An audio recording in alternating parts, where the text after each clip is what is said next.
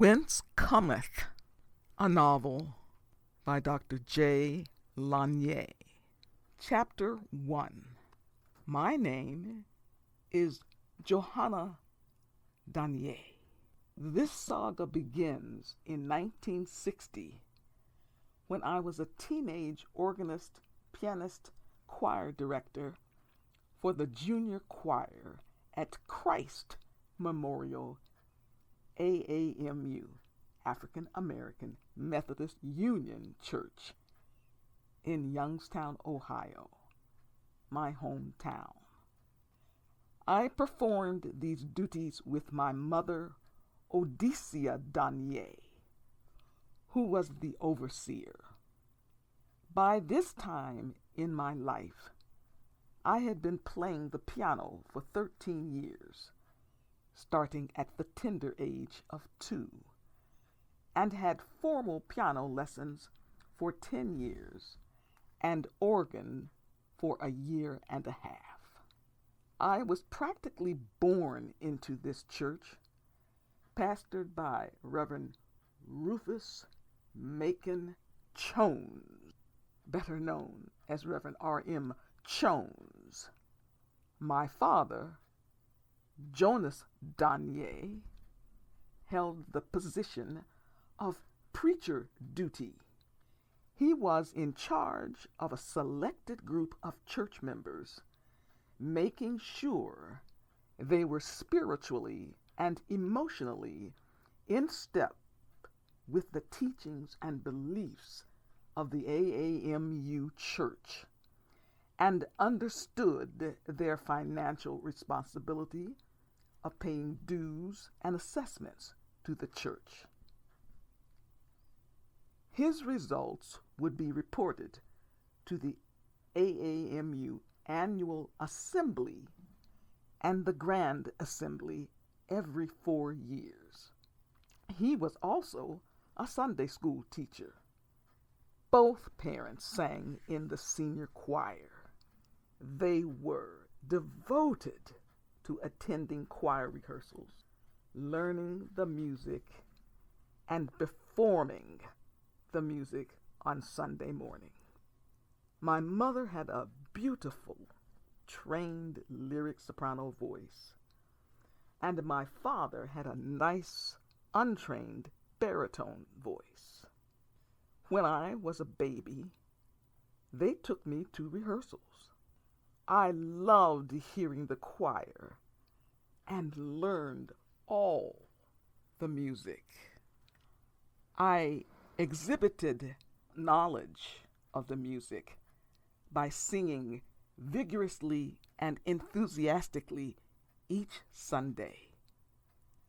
I was known as the singing baby.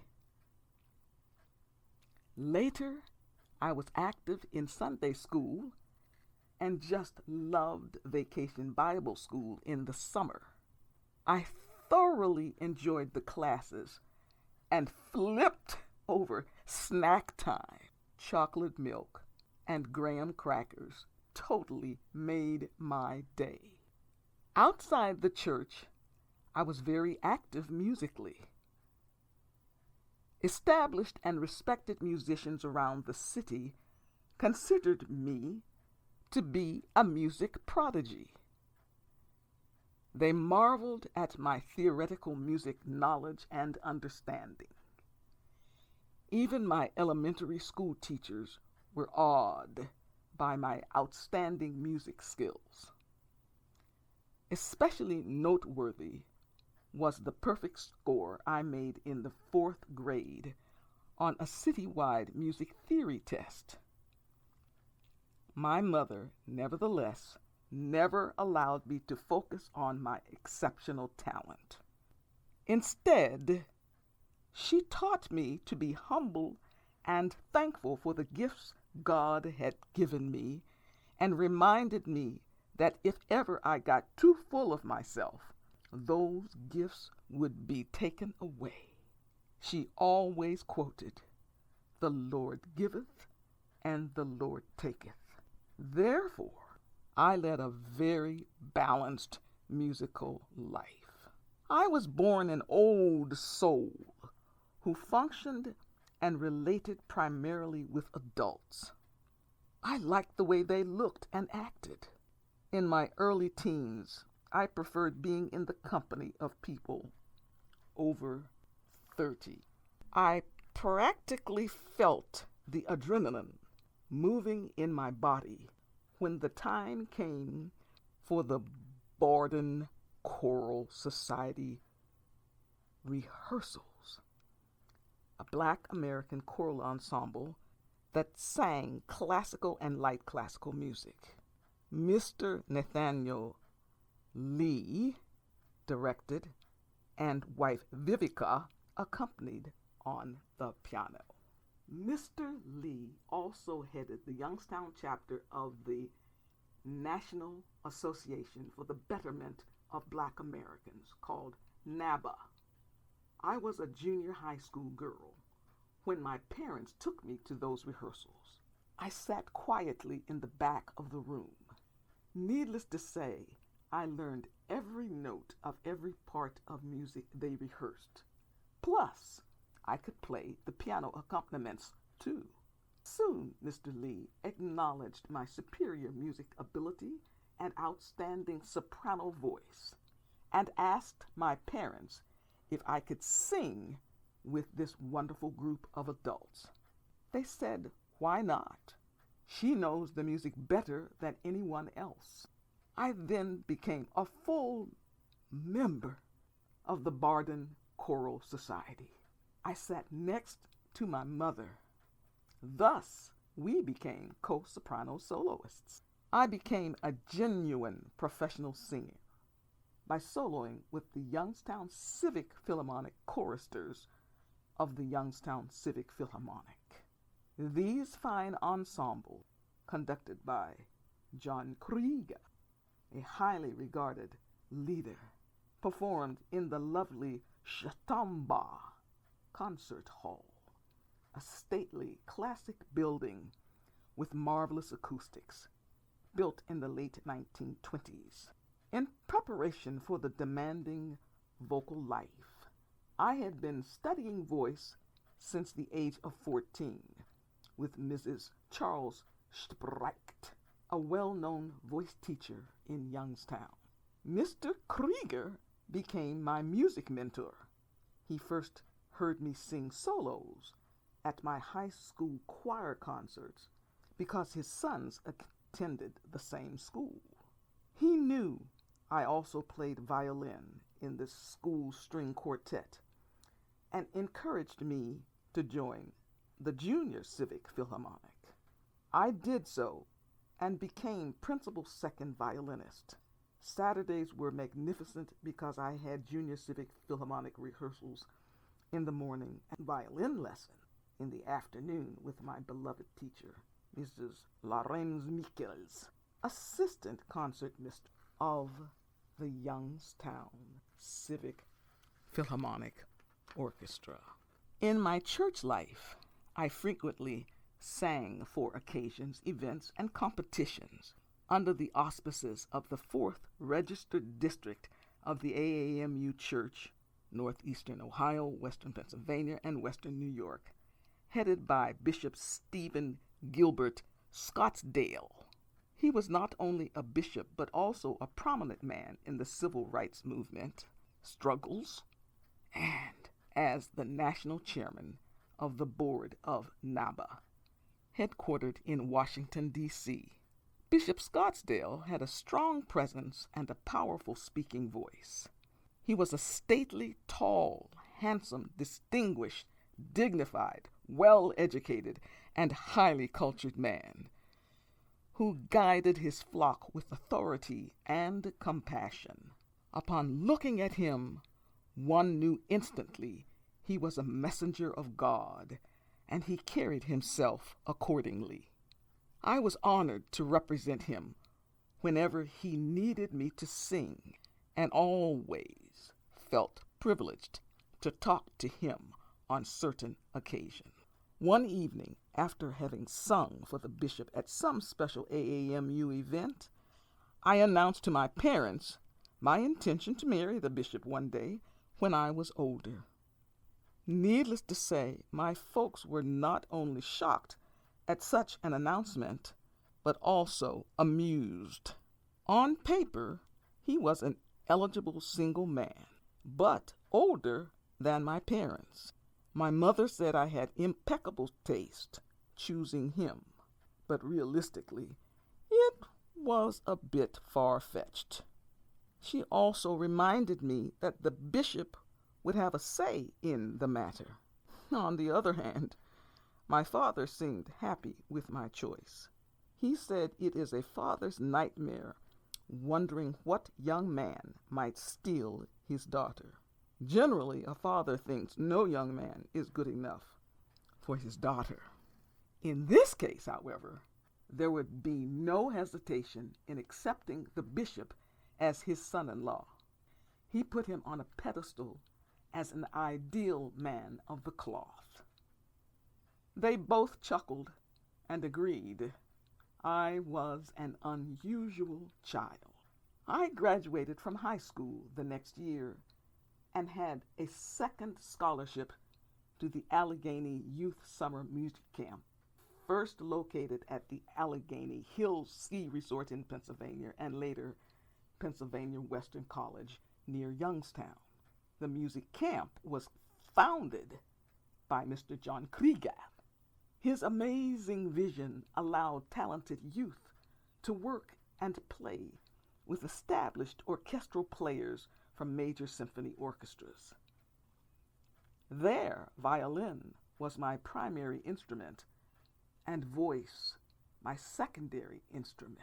I studied violin with the highly acclaimed violinist Frida Reynolds of the illustrious Philadelphia Musical Orchestra. Mr. Krieger carved out a plan for me to become a top-flight musician and not just a fabulous singer. He told me there would always be good singers, but few singers were good musicians. It was at this music camp I had my first experience conducting the youth orchestra. But because my singing voice was so outstanding, Mr. Krieger always found a way to spotlight me by way of singing the soprano solo part of some difficult choral piece. He hired the famous choral director from England, Hugh Voss, to direct the choral ensemble. I had several opportunities to sing solos during those 2 5-week summer camps. Shortly after music camp, the time had come for me to go off to college. I had been offered full voice scholarships to Pennsylvania Western College, Livingwood College in North Carolina, and the Trumbull-Mahoning Music School of the University of Youngstown, but turned them all down. After easily being accepted into the Gilliard Music and Performing Arts School in New York City, I had the pleasure of also turning them down. I didn't like their attitude, nor did I like New York City. However, I kept their acceptance later, just for the heck of it. Instead, I accepted the scholarship to the illustrious Cleveland Conservatory of Musical Studies, located in the magnificent University Loop District of Cleveland, Ohio. That experience was absolutely glorious. I lived in the dorms at the University of the Western Reserve. I loved being in Cleveland and having the opportunity of hearing the virtuoso Cleveland Symphonic Orchestra conducted by the renowned maestro Georg Stell. I successfully auditioned and sang in the Cleveland Symphonic Choir under the direction of the famous choral director Robert Schachter. I even ushered at Symphonic Hall, one of the finest music facilities in the world. I had the good fortune to be one of the 150 choir members chosen to sing with the Cleveland Symphonic Orchestra in a magnificent performance of the Beethoven Ninth Symphony in New York City at the famous Manhattan Carnegie Music Auditorium. I studied voice with George Vassalanis and soaked up everything I could in that musical atmosphere. In my sophomore year, I became the first paid black soprano soloist at Calvary Chapel Presbyterian Church. It was a demanding job because not only did we have normal weekly choral duties, but also a weekly radio program to tape.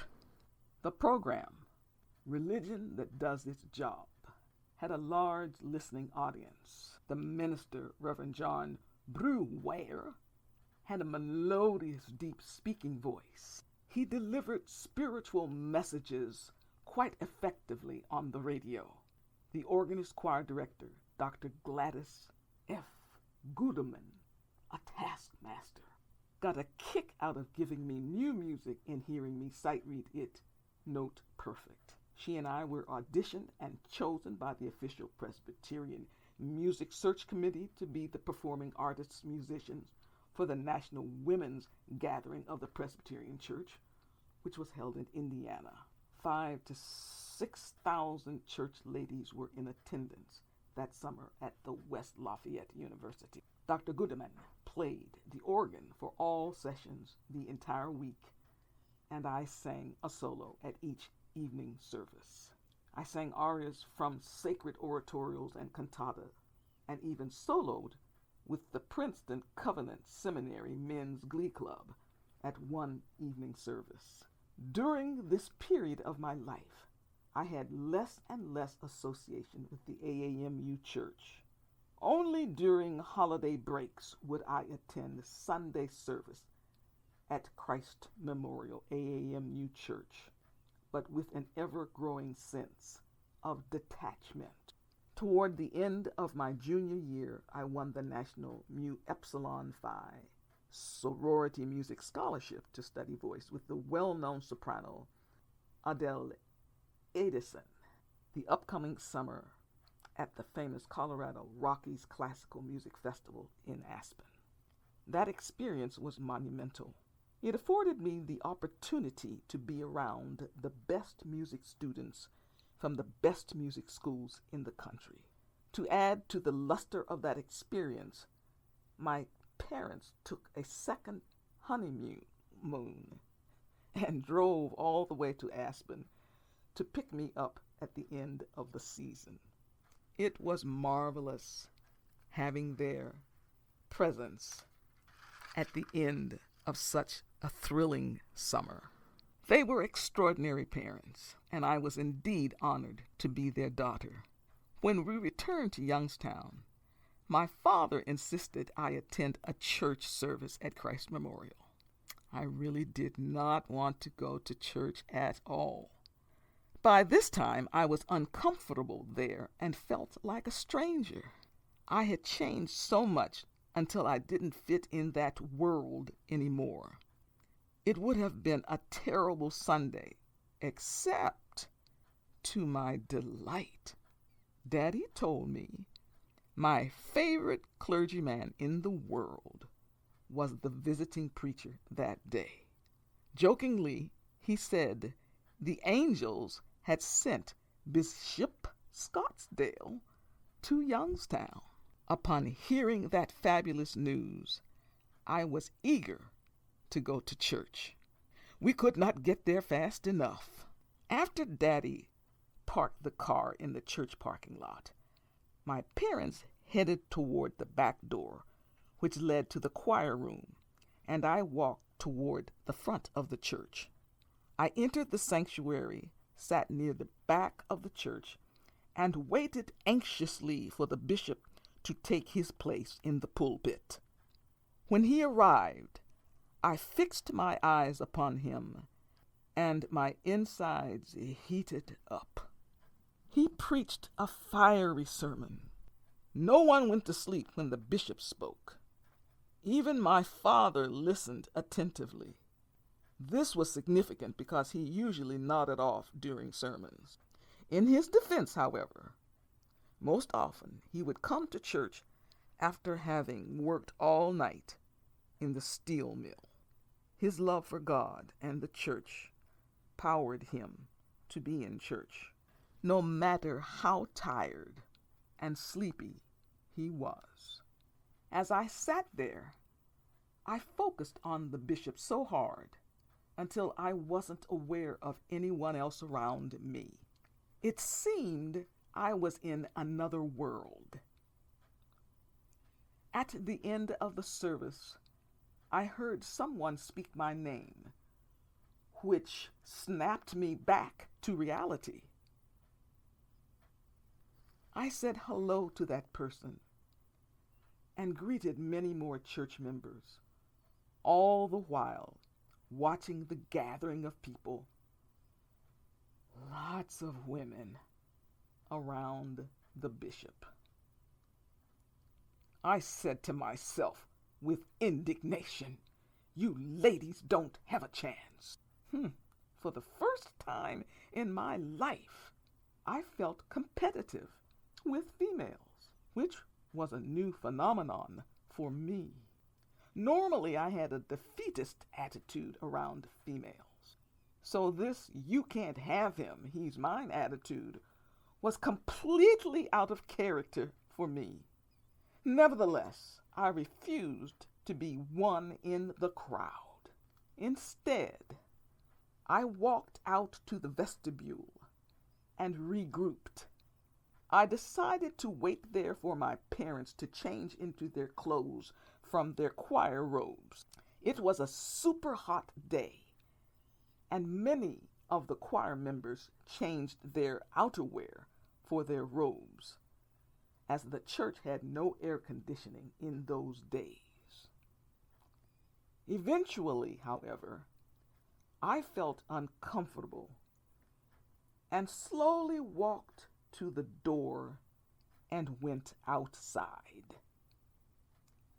I leisurely walked towards my father's car and was very disappointed that I didn't get an opportunity to speak to the bishop. As I ambled on, I turned my head just in time to see the bishop exit the back door of the church and head toward the parsonage next door. My heart pounded, and I instantly sprang into action. I called out to him, saying, "Hello, Bishop Scottsdale." He looked around, spotted me across the grass, smiled, and immediately walked toward me. For the first time in my life, I wanted to be noticed as an attractive young woman. I straightened my posture, lifted my chest, and feasted my eyes upon this stately, handsome man. The bishop was now standing with me. He said how pleased he was to see me. It had been a few years since I had sung for him. No one else was near us, which was surprising, since there had been so many people surrounding him a bit earlier. He asked how I was doing in music conservatory. I told him about a few of my major accomplishments. This well-rounded man also wanted to know what repertoire I was studying or had performed. He knew how important it was for trained singers to sing the right music for their vocal categories. I shared with him my overwhelming success singing the beautiful aria, "Quel bel sogno di Doretta," from Puccini's opera, La Rondine. He hoped to hear me sing that thrilling aria. Then he bowled me over by saying how well I looked. He seemed to notice I was not a teenager anymore, and gave me his undivided attention as we talked. Although my stomach was doing cartwheels and my knees were weak, I managed to speak intelligently to the bishop. We chatted about 8 to 10 minutes. Finally, he wished me the very best and gave me a little hug. I said goodbye to him and went to my father's car, walking on air.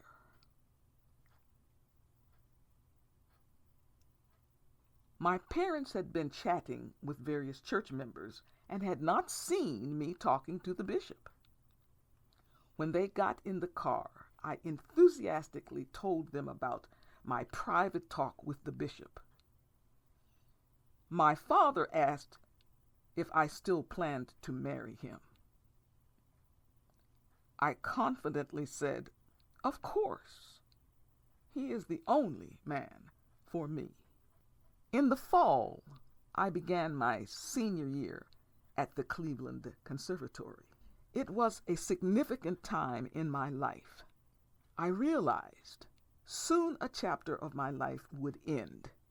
I had a fantastic time at that school. I was not only the leading soprano, but also simultaneously class president and student body president. The director of the school, renowned pianist Victor Babinko, a tall, striking man, was quite fond of me. He and his wife were formidable and a famous duo piano team. He sometimes asked me to represent the school for outside, unrelated school performances.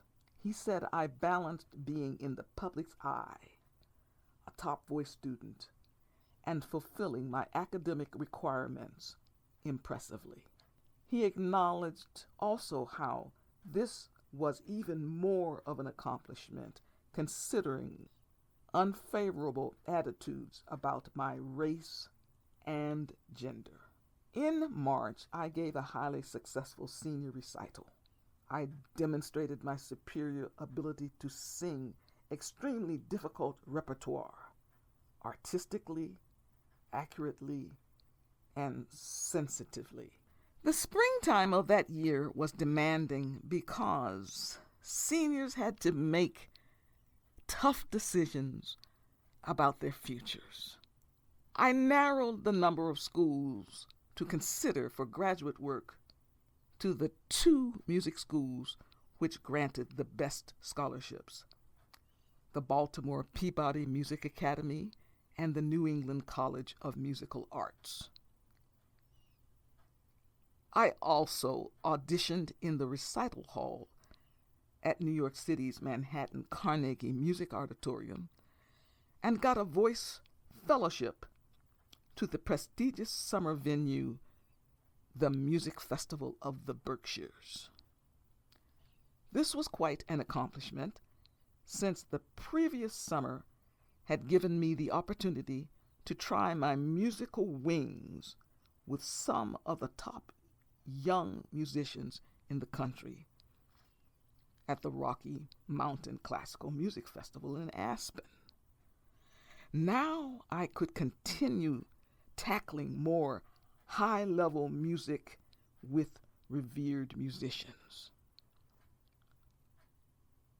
Although 2 graduate voice scholarships were quite similar, I accepted the scholarship to the New England College of Musical Arts, mainly because I figured I'd have a leg up on the Boston music scene while singing at the Music Festival of the Berkshires. I had the honor to be selected to perform at the Cleveland Conservatory commencement exercise. I chose to sing Franz Schubert's Der Hirt auf dem Felsen for soprano, clarinet, and piano. It is a beautiful and grand concert art song. The 3 of us presented a terrific interpretation of this amazing piece, having the famous conductor Robert Stahl as the commencement speaker made the last time at the school a memorable one. As usual, my parents were there, but this time with my older half-brother, Waylon T. Robertson.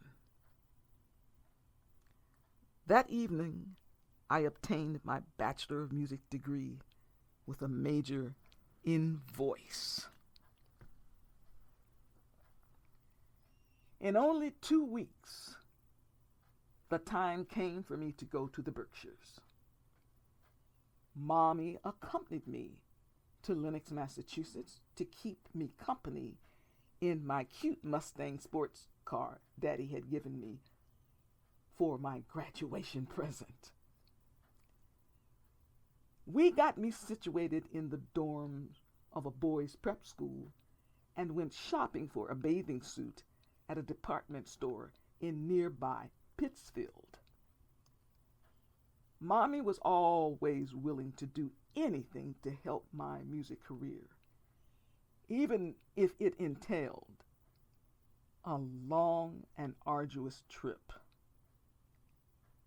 She had to return to Youngstown by way of bus, which must have been challenging.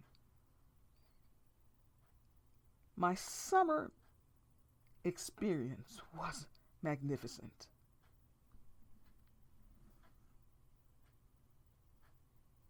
I soared at the music festival of the Berkshires. It was enthralling singing operas with established big-name opera greats of the day and working with the revered maestro Erich Reinsworth, conductor of the Boston Philharmonic Symphony. The highlight of the summer was at a morning open rehearsal when I was chosen by Mr. Reinsworth to solo with the orchestra, and it consisting of an all Verdi choral works. That huge honor would stay with me forever.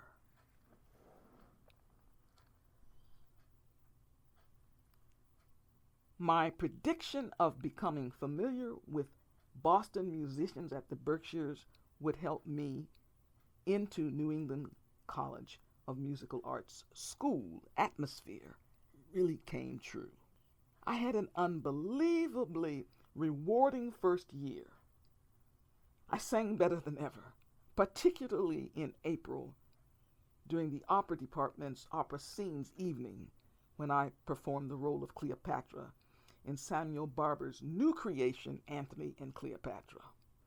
It was the same work which had its premiere at the recent opening of the New York Metropolitan Empire Opera Company's new building. The school buzzed about my amazing performance for weeks. That positive energy continued, and I also got a letter stating I had received a second fellowship to sing that coming summer at the Music Festival of the Berkshires.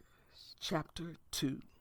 A day after my triumphant opera performance, I received a telephone call from Bishop Scottsdale's secretary in the NABA office in Washington, D.C., asking if I would be the special guest artist at the 1967 National NABA Spring Formal Banquet in May. She emphasized the fact that the event was on a Sunday and I would not miss school.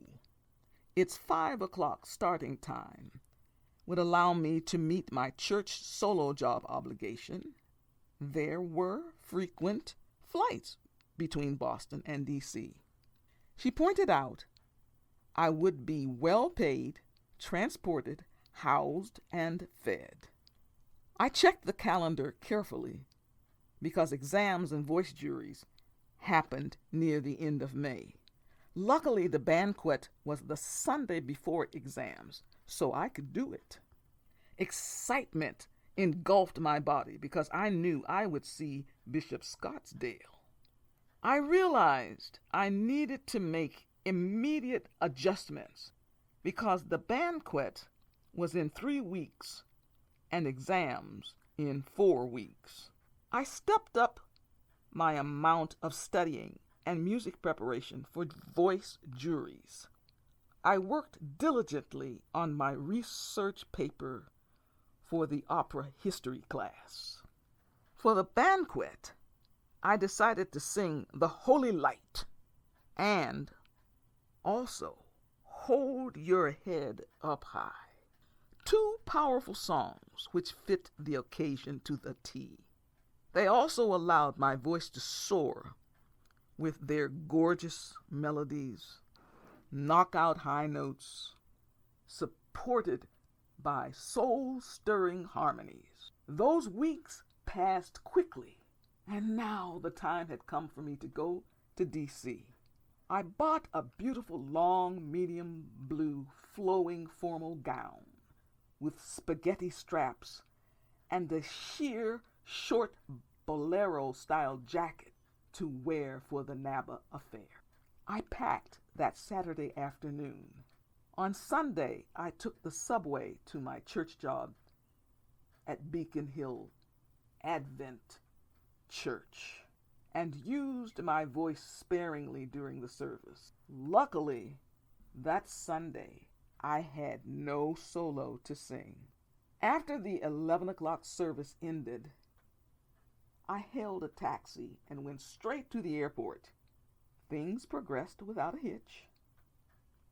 I caught the 2:15 flight from Boston and arrived in D.C. at 3:30. The bishop's chauffeur picked me up and swiftly transported me to the country club banquet center by 4:20. I changed into my formal gown in the ladies' restroom. People were arriving, so I was anxious to find the piano and have it positioned correctly. Since I was a self-accompanying singer, that was extremely important. Everything seemed ready. Also, tuning up was an all-black string quartet. I was elated to see these players assembled because I had never seen an all-black string quartet. Shortly, the bigwigs took their places at the speaker's table. I was seated at the table directly in front of them. There was a lot of chatter in the room. I nervously awaited the arrival of the bishop, who was the master of ceremonies. Finally, he walked in and took his place in the middle of the table, behind the podium. He was a striking figure, elegantly attired in evening clergy wear. The room quieted. All eyes were on Bishop Scottsdale. He began to speak.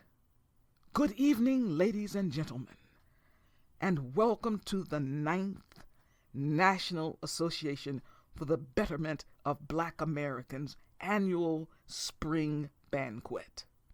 As he spoke, he noticed me at my table and gave a little slight nod. He then called upon the Wilson String Quartet to lead the audience in singing the Black National Anthem, Lift Every Voice and Sing. Music composed by J. Rosamond Johnson, to words by his brother poet James Weldon Johnson. The audience had all 3 verses printed in the program. The 2 violinists, violists, and cellists were polished players who played this exceptional arrangement for strings with great authority. The music began with a dramatic introduction, which launched the familiar melody. The audience sang the verses proudly and assuredly. It was the most impressive execution of this music I had ever heard. Next, the bishop introduced the keynote speaker, the president of the NABA, Mr. Ray Wilkinson. Usually at these kinds of events, the guest artist performs before the keynote address. But I was to sing after the keynote speaker and just before dinner was served. Mr. Wilkinson delivered an uplifting speech. He put particular emphasis on numerous people of African ancestry residing in this country who have contributed significantly to the United States in the field of manufacturing and technology, but continue to go unnoticed and unheralded. He sized up our social conditions by making us aware of the subtle ways in which we were made to think we are nobodies. He bellowed, "We are invisible in school textbooks. When elementary school children see pictures in books, we are not there.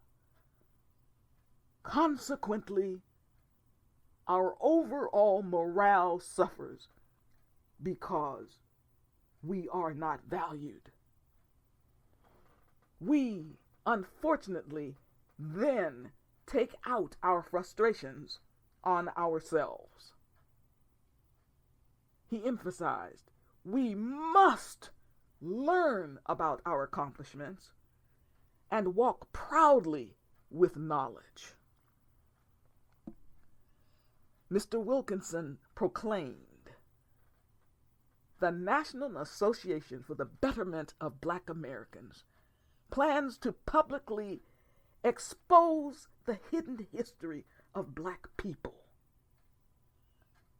NABA will push for change in history books in our nation's schools. It will also investigate how colleges and universities represent Blackness in their curricula. Equally arduous is the task NABA has before it to examine the manner in which companies choose staff and workers." He stressed, "We don't want anything handed to us because we are Black."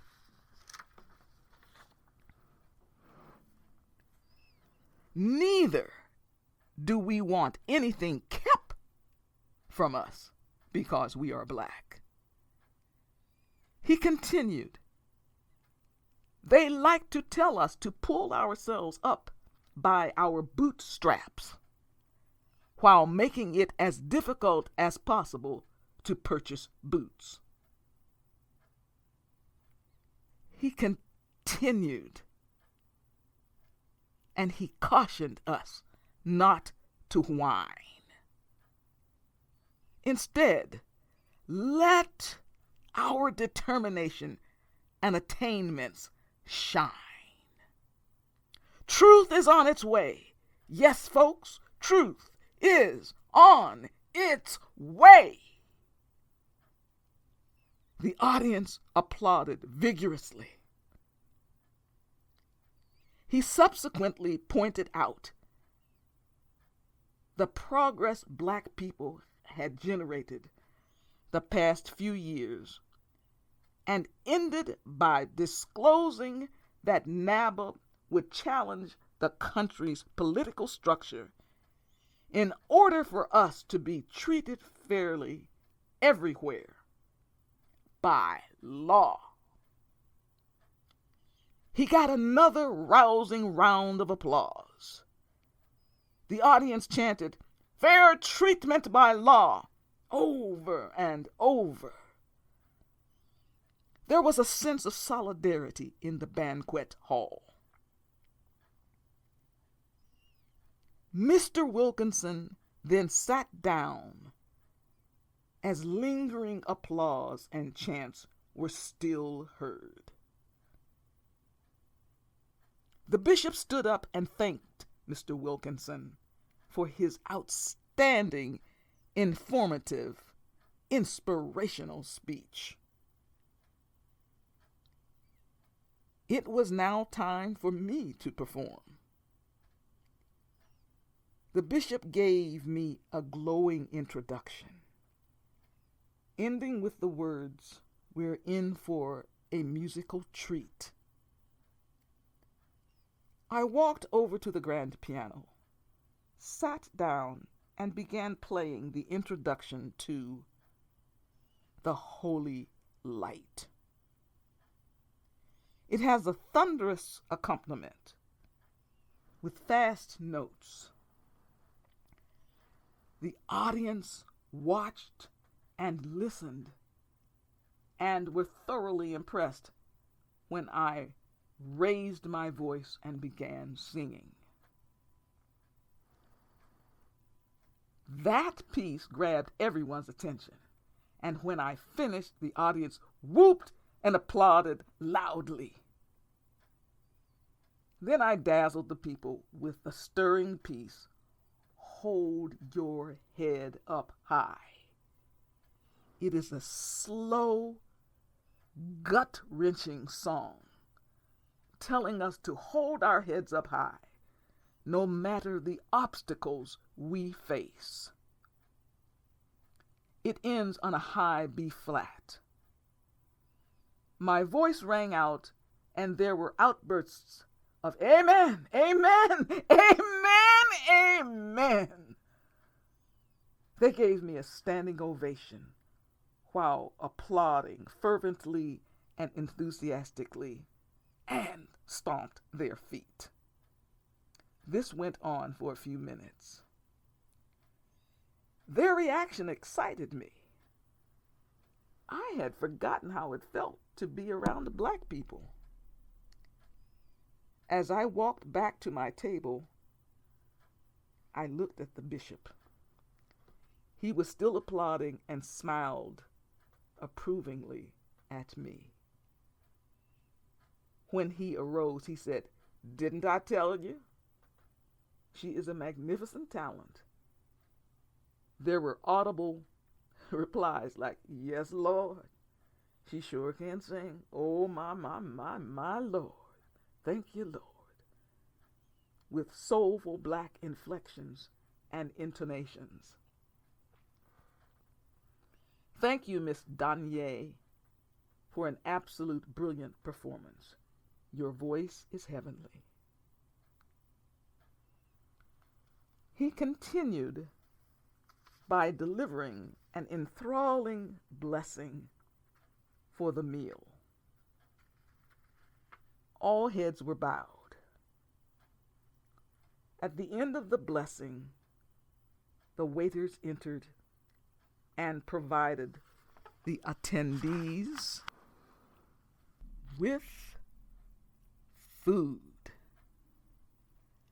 A jazz trio consisting of vibraphone, flugelhorn, and upright bass began playing background music.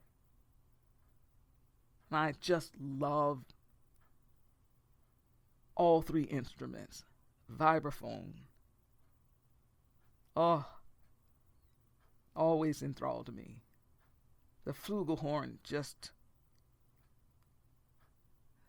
tended to make me feel so at ease, and the upright bass providing such wonderful support for the two.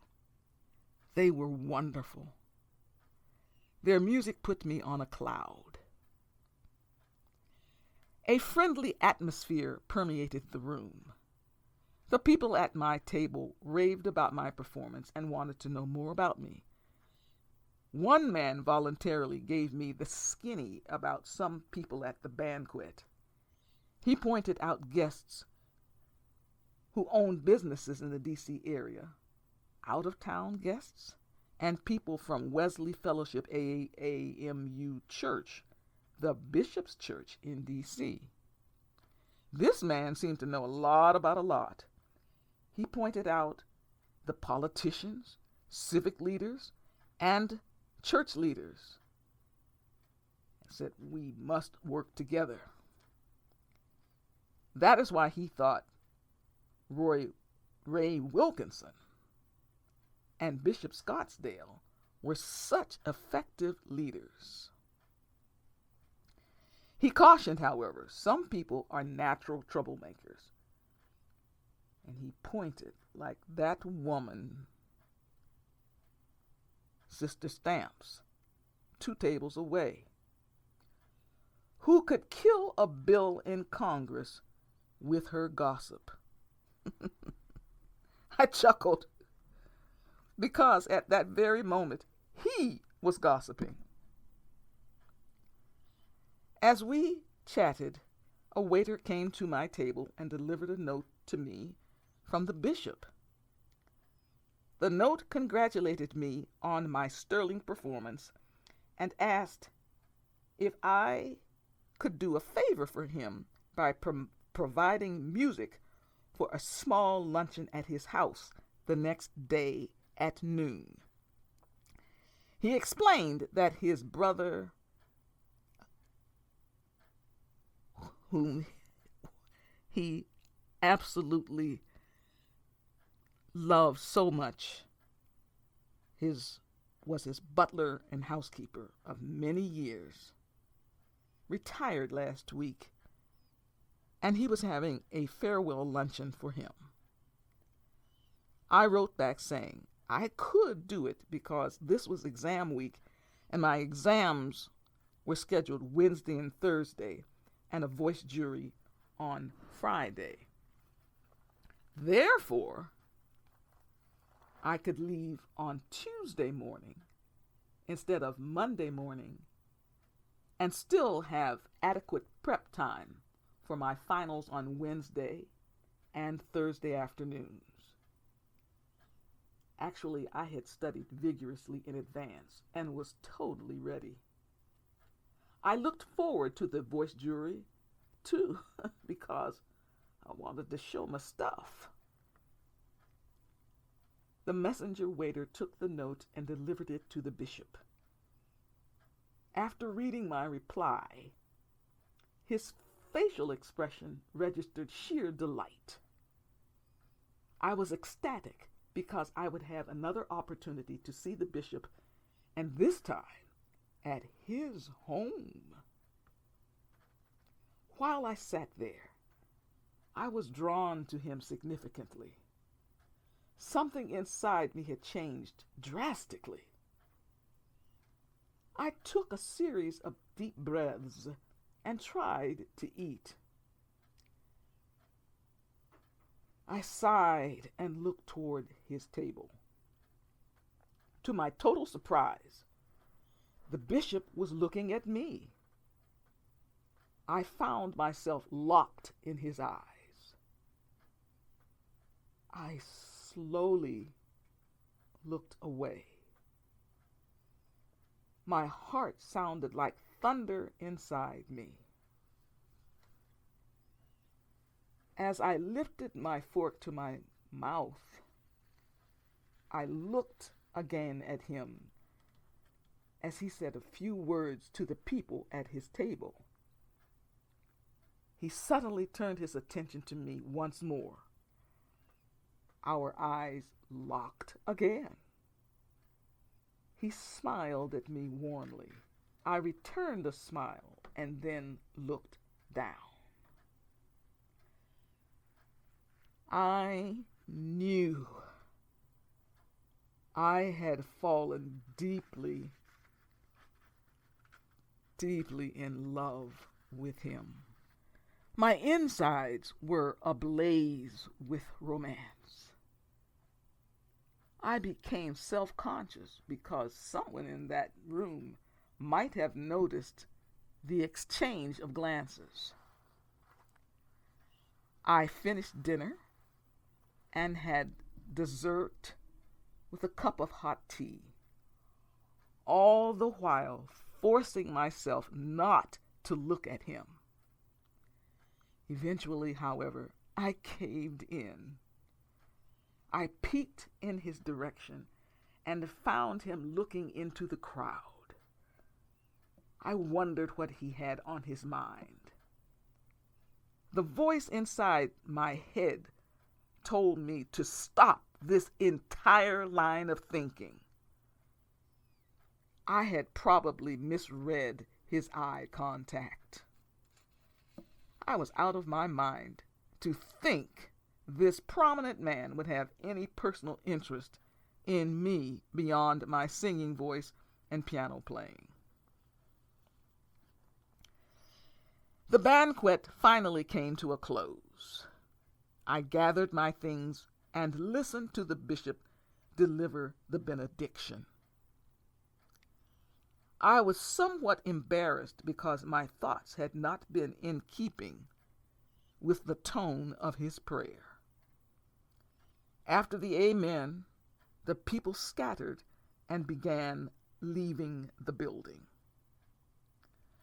As I stood up, the chauffeur came to me and told me he was available to transport me back to the hotel. I was ready to go. I looked toward the bishop and watched him saying goodbye to the guests. I was about to leave when he called me. I stopped, turned to him, and said I had enjoyed the evening and looked forward to seeing him the next day. He too expressed his satisfaction and said he looked forward to seeing me as well. I asked if arriving at 11:30 would be okay. He commented the time was quite acceptable. He took my hand and quietly said, "Good night." On the way back to the hotel, the chauffeur, who said his name was Maurice Witherspoon, complimented me on my voice. He told me my singing was the hit of the evening. He said Mr. Wilkinson's speech stirred the pot, but my singing raised the roof. I thanked him for his compliment. He said the bishop had a twinkle in his eyes and showed great pride as I sang, and continued by saying he had never before seen that look on the bishop's face. I didn't know how to reply, so I simply said, When we arrived at the hotel, I got out quickly and politely said I'd see him at 10:45 a.m. the next day. I hurried to my room as if I had an appointment. I fumbled with the key, opened the door, and stared into the dark room, hesitating to turn on the light for fear the vision of the bishop residing in my head might vanish. I changed out of my formal and into my PJs, washed my hands and face, brushed my teeth, and put my hair up in rollers. I was very tired and I needed to calm down because I was in a dither. After my shower the next morning, I repacked my belongings because I wanted everything to be set for my return to Boston. Wisely, I had packed an extra just-in-case outfit. Mr. Witherspoon arrived at exactly 10:45 a.m. and whisked me off to the bishop's house. He liked to chat and began asking some questions about my future plan. He was fascinated with me because he had never met a classical singer before. He mentioned he wished I had sung at his wedding because it would have been a perfect 1-2 punch. I asked what he meant. He told me the bishop had officiated his marriage ceremony, and although it was a beautiful ceremony, had I sung, it would have been even better. After a few moments of silence, he told me the bishop's wife had died by drowning in a boating accident some years ago. He thought the bishop had never come to grips with her death and blamed himself for not being able to save her. He said the bishop puts on a good face, but hurts inside. He then reiterated, when I was singing last evening, he noticed a peacefulness on the bishop's face he had never seen. He said I had profoundly touched the bishop. He wanted me to realize that the bishop is there for everyone, but almost no one is there for him. He is a pillar of strength, but needs nurturing like all God's children. That is why this luncheon is so important to him. His longtime friend and butler, Mr. Norman Paul, was there for him through his dark times. This man was his rock. I understood and wanted to support the bishop in any way possible. Mr. Witherspoon then changed the subject by asking if I liked gardens. I answered I certainly did. He told me the bishop had a fabulous garden. I asked what type of garden it was, and was told it was a combination flower, vegetable, and herb garden. Since I was so fond of peppermint, I asked if there was peppermint in the herb garden. He said, yes, indeed. When we arrived, the bishop came outside, opened the door, extended his arm, and escorted me into his home. He welcomed me and directed me toward the lovely large living room and right over to his grand piano, positioned between the living room and dining room. I excitedly told him how pleased I was with the instrument. I asked if he played. He said a little, so it was important to have a good piano in his home. He added it had been tuned recently and was in tip-top condition. I played a scale and agreed his piano was indeed a very fine instrument. He then stepped out into the hallway so I could warm up. While lightly vocalizing, I overheard Mr. Witherspoon tell the bishop he had spilled the beans about the garden to me. He apologized for overstepping the boundary because he knew the bishop used the garden as his private sanctuary. But before walking away, he told the bishop I liked peppermint. The spacious house was tastefully decorated and had a warm feel to it. As I looked around, I saw on the mantel a picture of his deceased wife and 4 children when they were young. She was a fine-looking woman. I felt ashamed for having romantic thoughts about the bishop. I sat quietly and very close to the piano. The guests began arriving around 11:45. They were all older people. 2 walked with canes and 1 had a walker.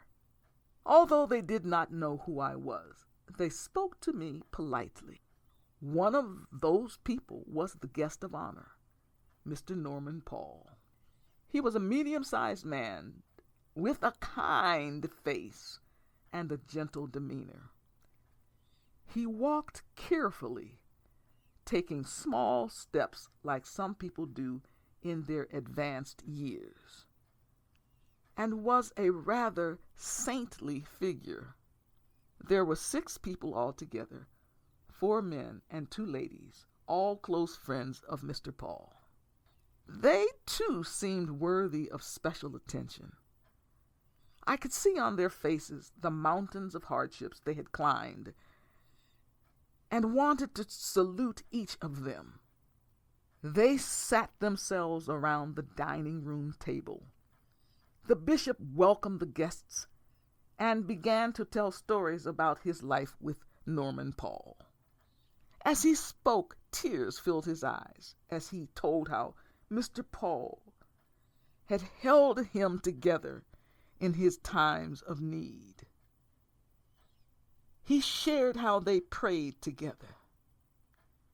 He noted Mr. Paul had no blood relatives left, but he would always have him.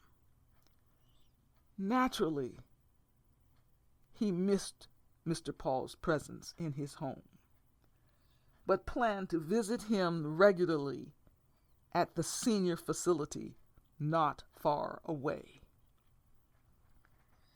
Next, the bishop introduced me and asked if I would offer some music. I sat down at the piano and began to play the hymn, Blessed Assurance. I hummed it softly as I played. The guests hummed with me. At that moment, I truly understood why God had given me music talents.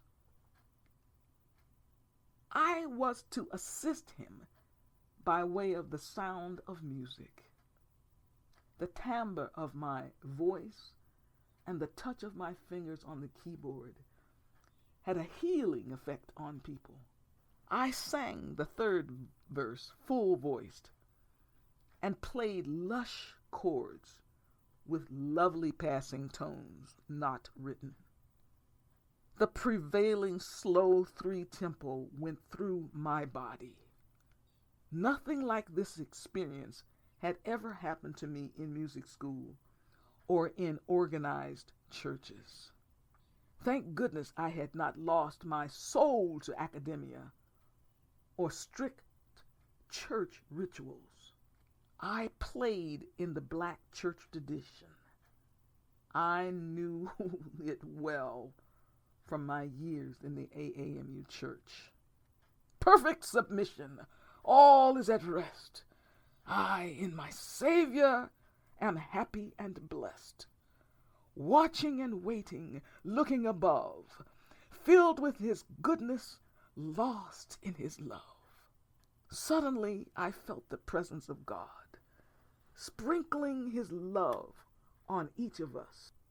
We sang the chorus together. This is my story. This is my song, praising my Savior all the day long. Then I slowed it down. This is my story. This is my song, praising my Savior all the day long. By this time, everyone was moved and hugging each other.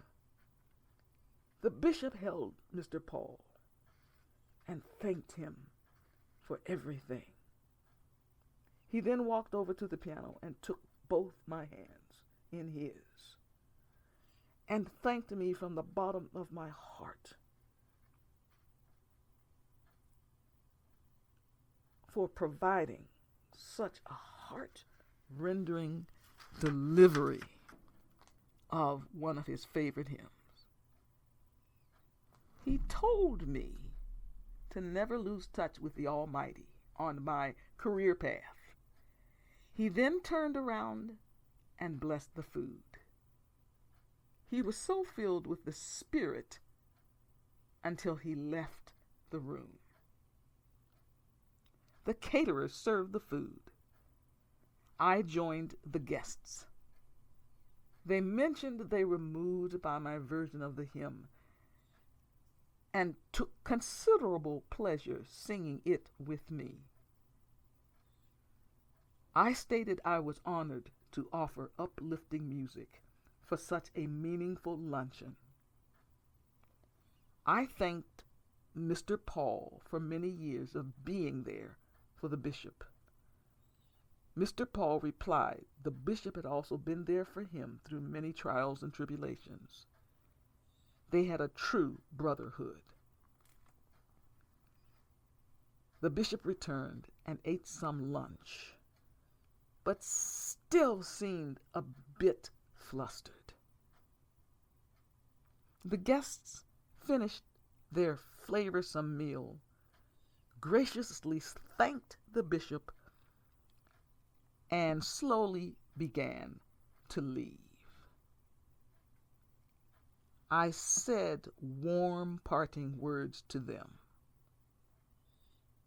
The bishop emotionally bid farewell to Mr. Paul, then escorted the guests to their cars and gave them sweet goodbyes.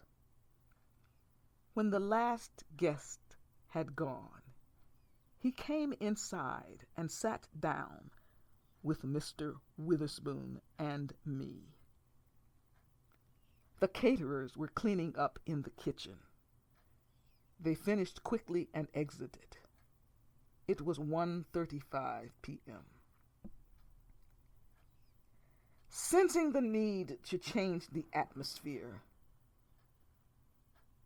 Mr. Witherspoon reminded the bishop about the garden. The bishop confessed being somewhat selfish about his garden. That day, however, he had an unexpected change of heart and wished to share it with me. He took my hand and led me out to the garden. It was absolutely beautiful. It had healthy vegetables growing. God, Joe, my goodness, gorgeous baby blooming flowers, and a good amount of herbs. There were also many manicured shrubs placed strategically throughout. We walked around. I asked if he had planted all this. He laughed, replying he had a gardener, but puttered in it when he could. I admired the entire landscape and stopped at the herbal garden near a bench. He remarked, a little birdie told him I liked peppermint. I responded yes, energetically. He pinched off a bit and put it to my nose.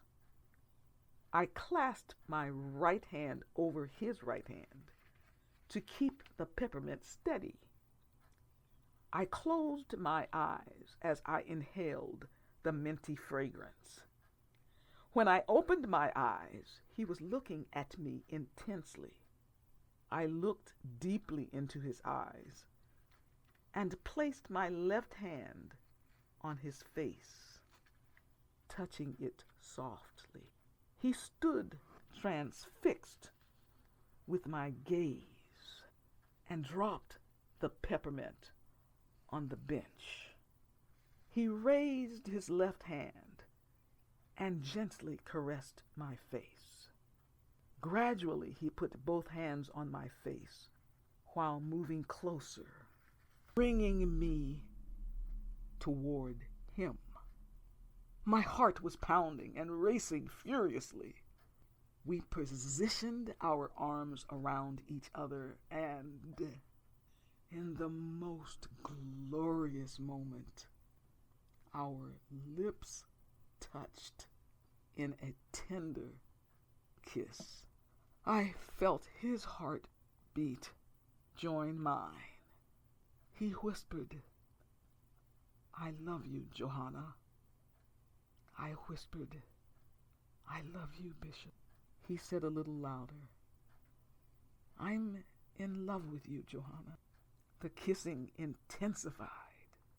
His lips intoxicated me, and I melted into his arms. My hands lightly caressed his back as he held me tightly. He said he had fallen in love with me as I sang at the banquet. He was smitten with me from the sound of my voice, and the dress I wore made him see me as a very attractive woman. I told him I had feelings for him ever since I was his youth soprano soloist. We sat on the bench. He asked if I knew how old he was. I replied I did not know, nor did I care. I knew for certain I loved him with every fiber of my being. He revealed, while sitting on that very bench earlier in the morning, he spoke to God about the feelings he had for me and wanted to know if those feelings were proper for a man of the cloth older than her parents. He also needed clearance concerning the guilt he had carried all these years about the tragic death of his wife. He received answers. God told him he had done nothing wrong. There was nothing about which he should be ashamed. He had been punishing himself many years for something he could not have prevented. God watched the bishop suffer long enough. He sent me to love and comfort him. He knew I would nurture the bishop in a virtuous fashion. Surprisingly, our age difference drew us together. He knew for sure the feelings he had for me the previous evening were real, plus the way I played Blessed Assurance told him I knew God. That sealed it. His shackles were broken. He could love me freely. Suddenly and shockingly, a flood of emotion inundated me. It was a powerful sensation, directing me to take action on account of the determinate counsel the bishop had received from God. I placed both hands around the back of his head, looked him in his eye, and asked directly, "Bishop, will you marry me?" Looking at me lovingly, he replied, "Say my name. Please, say my first name." I timidly stuttered, Stephen, emphasizing the PH rather than the V, as in Stephen. He reiterated, "Ask me again with my name." This time, I spoke his name with confidence. "Stephen, will you marry me?" He replied enthusiastically, "Yes, yes, yes, I will marry you." Then he said, "Johanna, will you marry me?" "Stephen, I will marry you." We kissed long and passionately. I needed to know if we were now engaged. He responded with a resounding yes. He took my hand and rushed me back into the house. He was anxious to tell Mr. Witherspoon the news and desired to call my parents. The bishop wanted to follow proper protocol by asking permission to marry me, even though, because of obvious circumstances, it was a little after the fact. Mr. Witherspoon was reading a newspaper in the study/sitting room. We walked toward him. Excitedly, the bishop exclaimed loudly that he loved me and planned to marry me. Wow. Mr. Witherspoon smiled and said he knew something was happening because the bishop was acting in quite a different manner. In fact, He actually caught us staring at each other at the banquet. It was at that time he truly wanted to play Cupid and make sure we connected.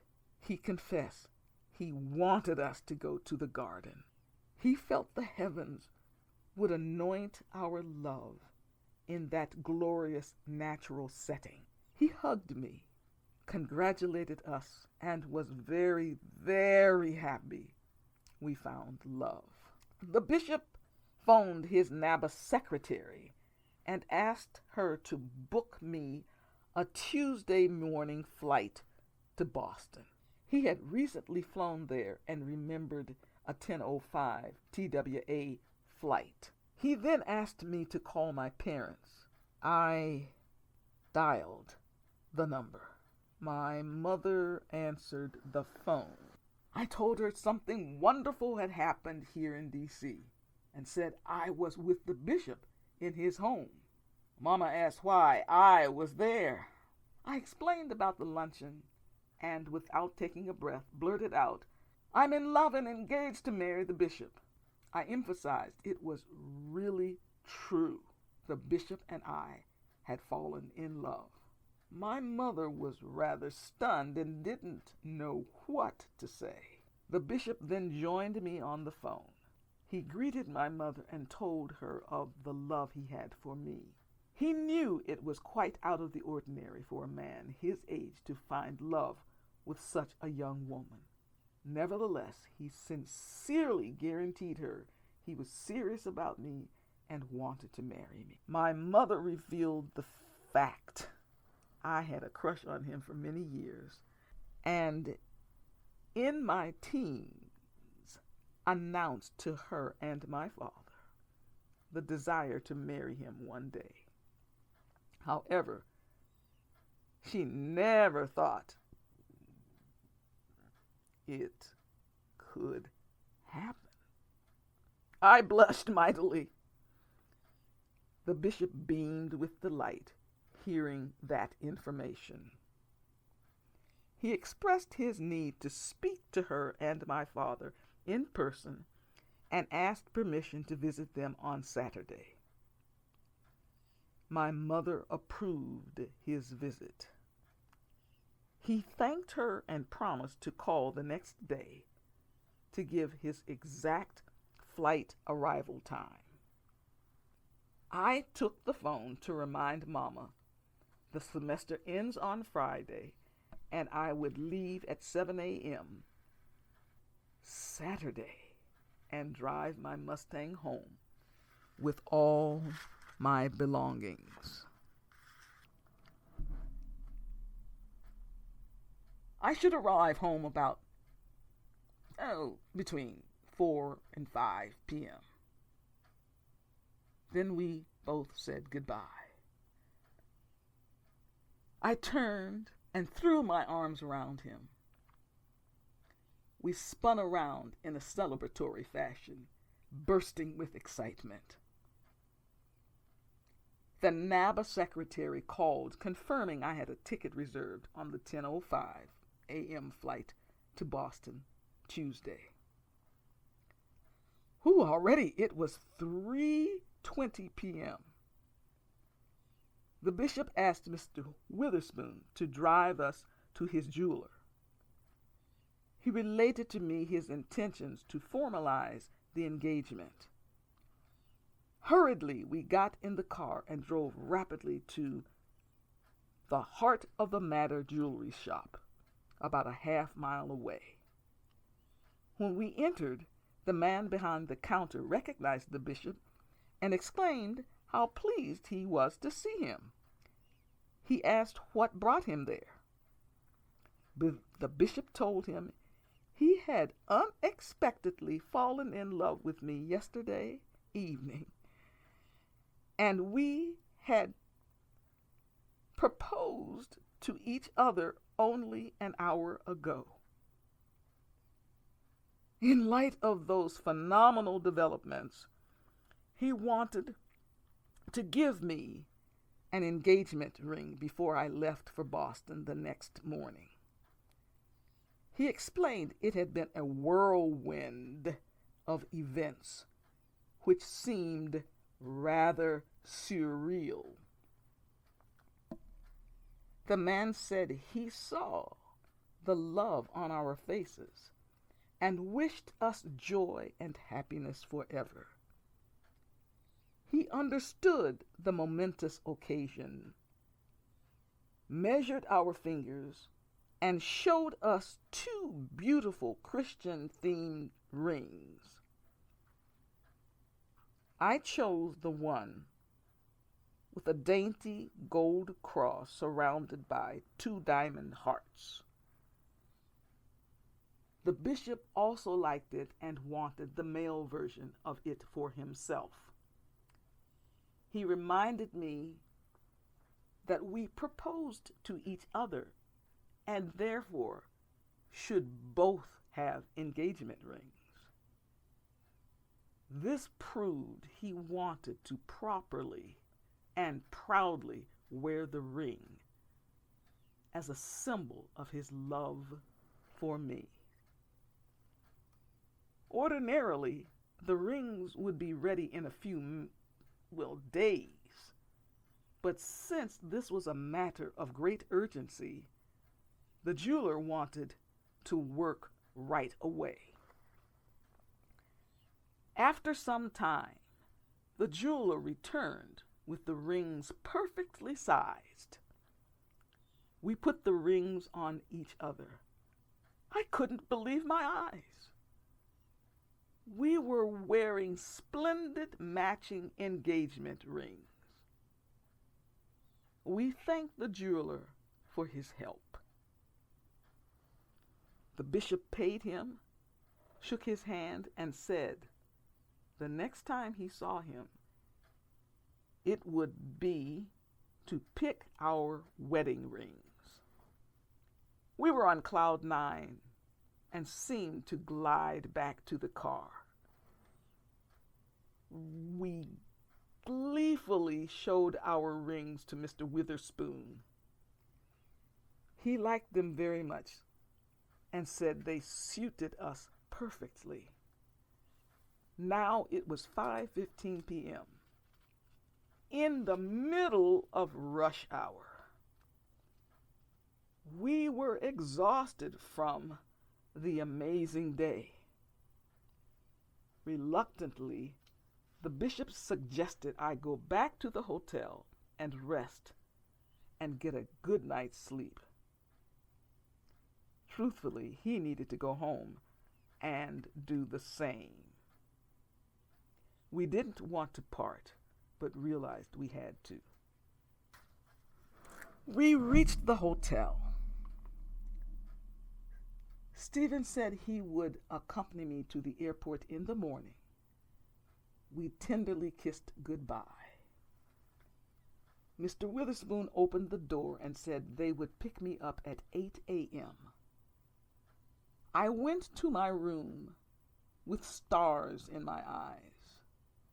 Never had I experienced anything like the past 24 hours.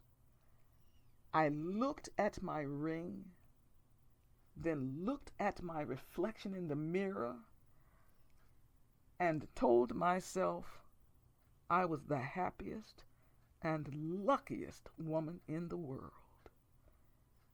I was engaged to marry my beloved bishop.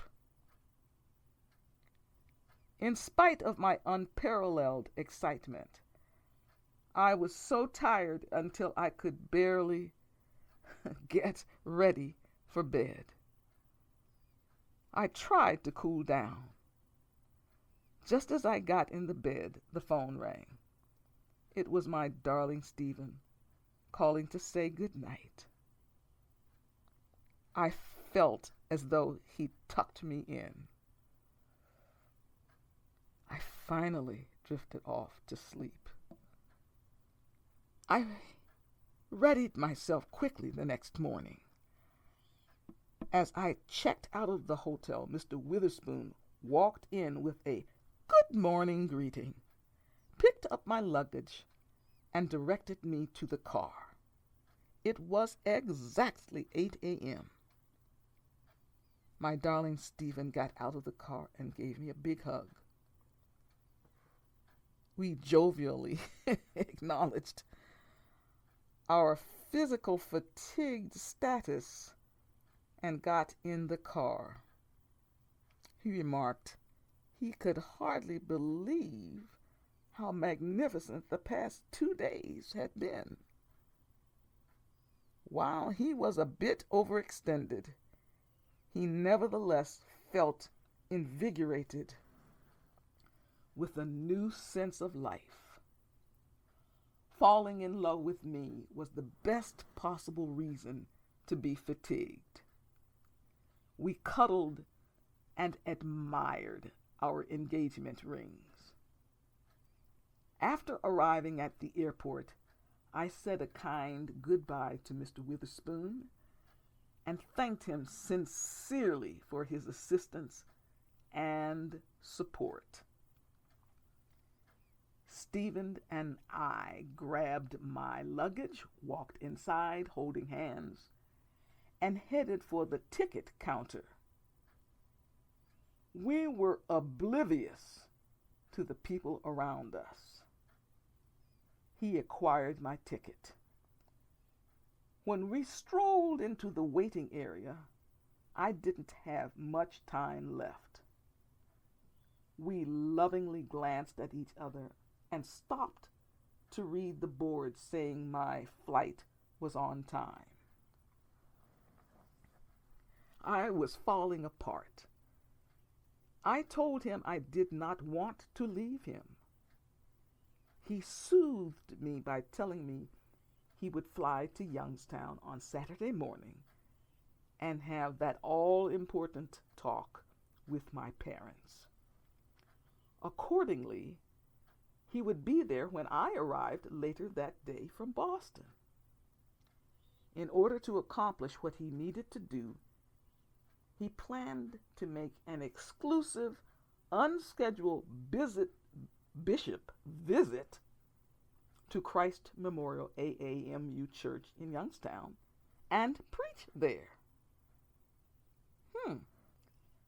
I commented, "We will be very busy this week." He replied, "Yes, but we would be up for the challenge because love was our motivation." The time had come for me to leave. We stood, held each other, and prudently kissed goodbye. Suddenly we heard, "Hello, Bishop Scottsdale." Startled, he turned and saw his church member, Sister Julia Stamps. I remembered her being pointed out to me at the banquet. I thought, of all people, we had been seen by the notorious gossip queen. The bishop greeted her cordially. She said, "So, the young singer is finally going home." He said, yes, she must get back to the music school. Then this woman attempted to pry her way into our business. She said slowly and with a smirk, "Do you always treat your guests with such open displays of affection?" He replied, "No, but in this case he thought it reasonable to extend a warm heart and gesture to reinforce his gratitude and appreciation for Miss LanYe, providing magnificent music at the banquet Sunday evening and the retirement luncheon yesterday."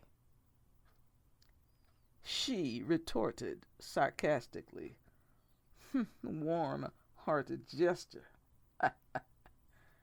An interesting phrase for a kiss." With a stern face, the bishop told her she should be careful not to meddle in his private affairs.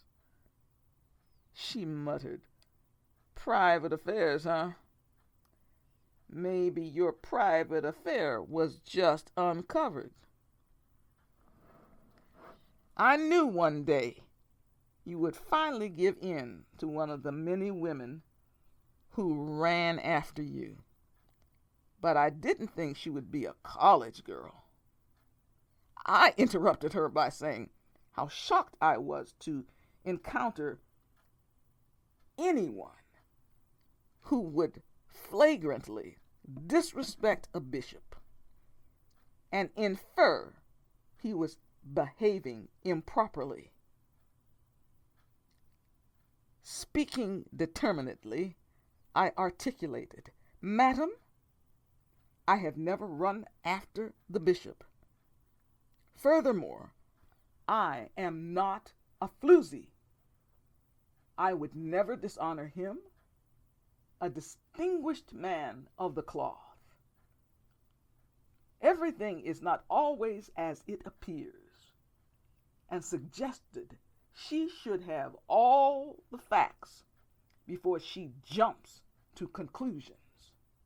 "And, madam, I am not a college girl. I am a full-grown woman working on my master's degree in graduate school." The bishop raised his eyebrows with a slight sneer on his face. I had told off that woman without giving her the satisfaction of knowing anything about anything. Now, however, because of her intrusion, I had to rush to my gate. I was furious that this woman spoiled my departing moments with Stephen. I said a hurried goodbye and waved to him as I walked briskly down the corridor, leaving Stephen to deal with this troublesome woman. Finally back in Boston, I arrived to an empty house. My landlady was not there. I hung up my formal and left my other clothes in the suitcase. Nervously, I began to review my notes for the Wednesday exam. After a couple hours, Mrs. Sharp returned. She greeted me and fired questions at me about my trip to D.C. I stuck out my finger. She shouted, "Oh my goodness! That is a beautiful diamond ring. Is it oh, an engagement ring?" I confessed it was my engagement ring and gave her a brief account of the remarkable trip, emphasizing the love I found with the bishop. She hugged me while shedding tears of joy for my newfound happiness. She kept repeating, "Oh my goodness, oh my goodness, oh my goodness, oh my goodness." I went back to my room. It was difficult saying and staying focused on my class notes. My thoughts wandered into Stephen's eyes and lips. I missed him terribly. Almost on cue, he called to make sure I had arrived. He could hardly believe how lonely he was without me. He wondered how such deep love grabbed him so quickly. I told him we were meant to be together, despite the obvious hurdles we will face. He agreed. He hoped I would get a good night's sleep and be ready for tomorrow. I related my hope for him to have a productive next few days so we could enjoy ourselves in Youngstown Saturday. All that being discussed, I asked, what happened at the airport with that nosy lady, Julia Stamps, after I left to catch my flight? He said he politely expressed his need to visit the restroom, told her to have a nice day, and simply walked away. I applauded the manner in which he handled her. After that point, we gave each other a number of phone kisses and hung up. As I expected, my exams and voice jury went well. Friday afternoon, I gathered my belongings and packed them. I left Boston about 7:15 a.m. Saturday morning and arrived in Youngstown at 4:05 p.m. Excitement enveloped me when I opened the back door of my parents' house while calling out to my mother, saying I was home. Mama came to the kitchen and hugged me. I was so happy to see her. She relayed how much she missed me. I missed her too. Hence, I asked where Daddy was. She said he was in the living room talking to the bishop. Breaking into a big smile, I exclaimed, "Oh, Mama, he's here?" Right at that time, Daddy walked in. I bear hugged him. Daddy greeted me robustly and said with a twinkle in his eye, "There's someone here waiting to see you." I dashed to the living room. The bishop had his arms outstretched while flashing a big smile. I ran into his arms saying, "Stephen, Stephen, oh my love, I'm so glad to see you." He replied, "Johanna, I thought I would lose my mind without you." We kissed joyously. My parents walked toward the living room. My mother told Daddy it would take some time for her to get accustomed to hearing me address the bishop by his first name. My father agreed. They decided to continue to use the word bishop. Daddy added, chuckling, he would also speak of him as his son-in-law after the wedding. My mother said Daddy was giddy about this romance. My father replied, "Yes," playfully tickling Mama. He added, "Maybe they should show them how it's done." She blushed, saying, "Hush up. I think the bishop knows a bit about romance, and Johanna is doing just fine." Daddy continued, "I still can't get over all this." Stephen agreed, saying nothing like it had ever happened to him, and added he was blissfully bubbling being with me.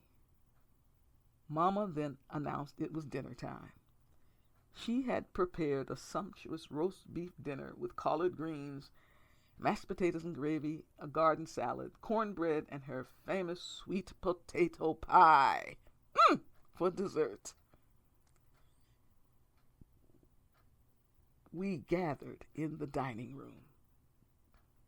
The bishop blessed the meal, and we all dug in.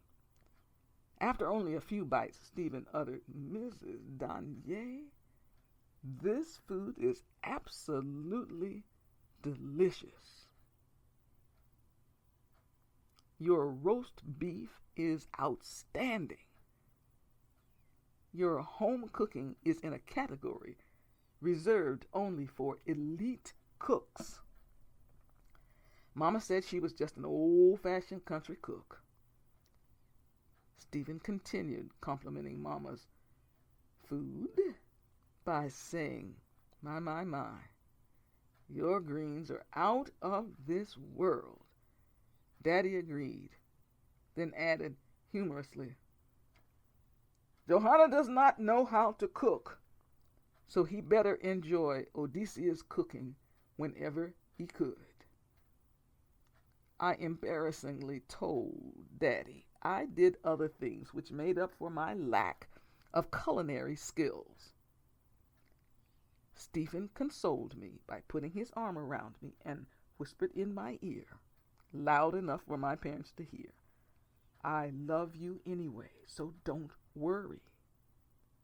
Even the iced tea tasted extra good. Everybody had seconds. Then the crown jewel, da-da-da-da-da-da, the sweet potato pie. Stephen took one bite and exclaimed he had never tasted sweet potato pie that's good in all his life.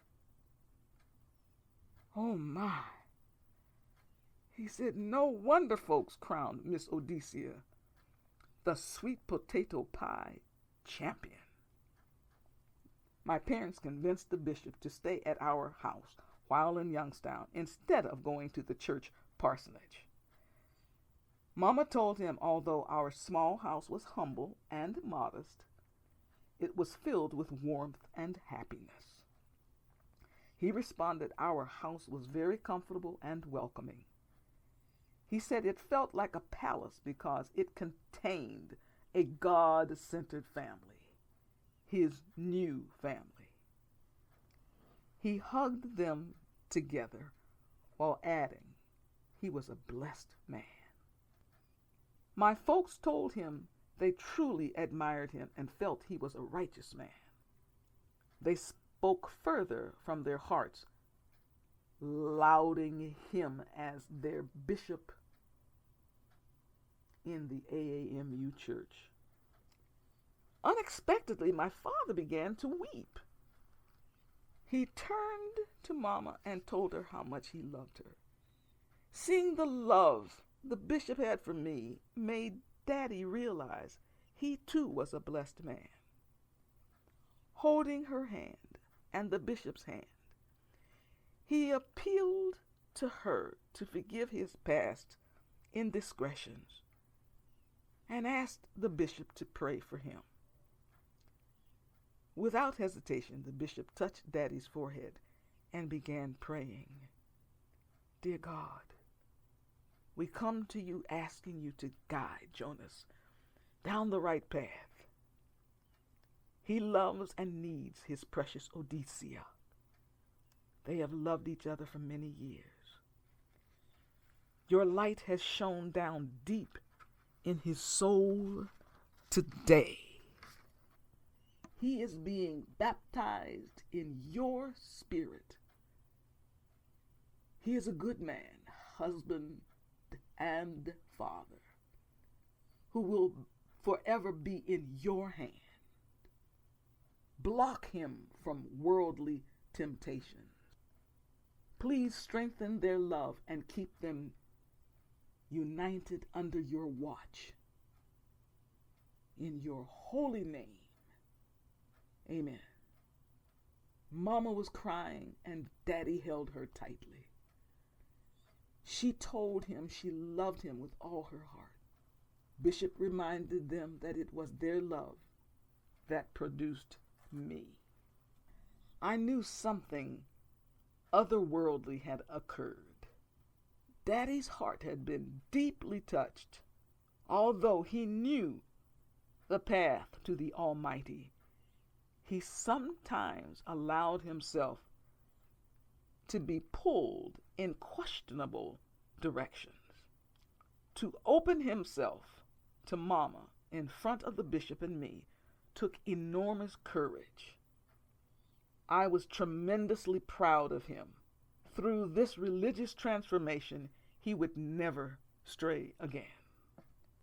I stood looking at the three people I loved most in the world, entered their circle, and kissed Mommy and Daddy. Daddy had always been a great father to me, and Mama was an angel of God. Blessings abounded for each. I proclaimed my unconditional love to them. Softening the mood, the bishop then put his arms around me and said, "Cupcake, we should double date with your parents." I really liked that nickname. I laughed and said, "Pumpkin, that is a wonderful idea." He laughed and admitted he liked being called Pumpkin. I continued our line of conversation by saying most young people don't want to be around their parents when they are dating. But in my unique case, I really wanted my folks to go out with Stephen and me. Mama asked if dating was like courting. Whew. I then realized Mama didn't know what dating was because I didn't date in high school. I answered her by explaining they were similar. They say dating now instead of courting. I told her, however, I liked courting better than dating because it was customary for parents to chaperone.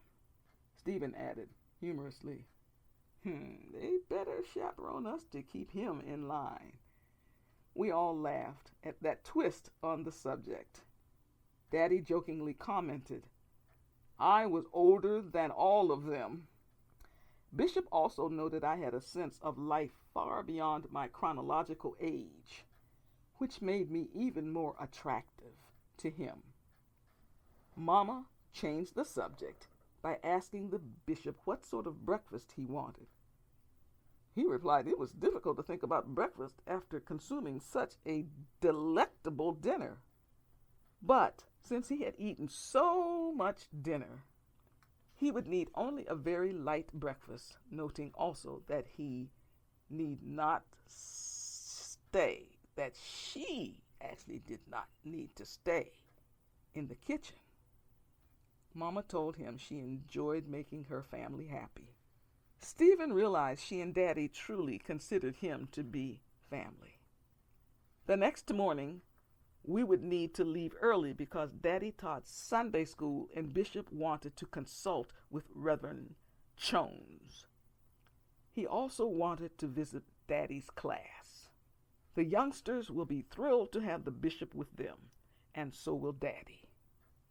The sleeping arrangements had the bishop in my room sleeping in my bed, which was full size, and me sleeping in the small guest bedroom in a 3/4 size bed. My folks slept in their bedroom as usual. It was strange knowing Stephen was in my childhood bed. He said it felt as if he was in a fairy tale story. Mama got up early, made a pot of coffee, oatmeal toast, and juice. Because we had only one bathroom, I got in and out quickly to give time for Stephen. Even Daddy, who usually takes a very long time, sped up his routine. I think Mama bathed in the basement. Therefore, we were not running into each other. After the light breakfast, Bishop told us he changed his sermon because of Daddy's consecrated awakening.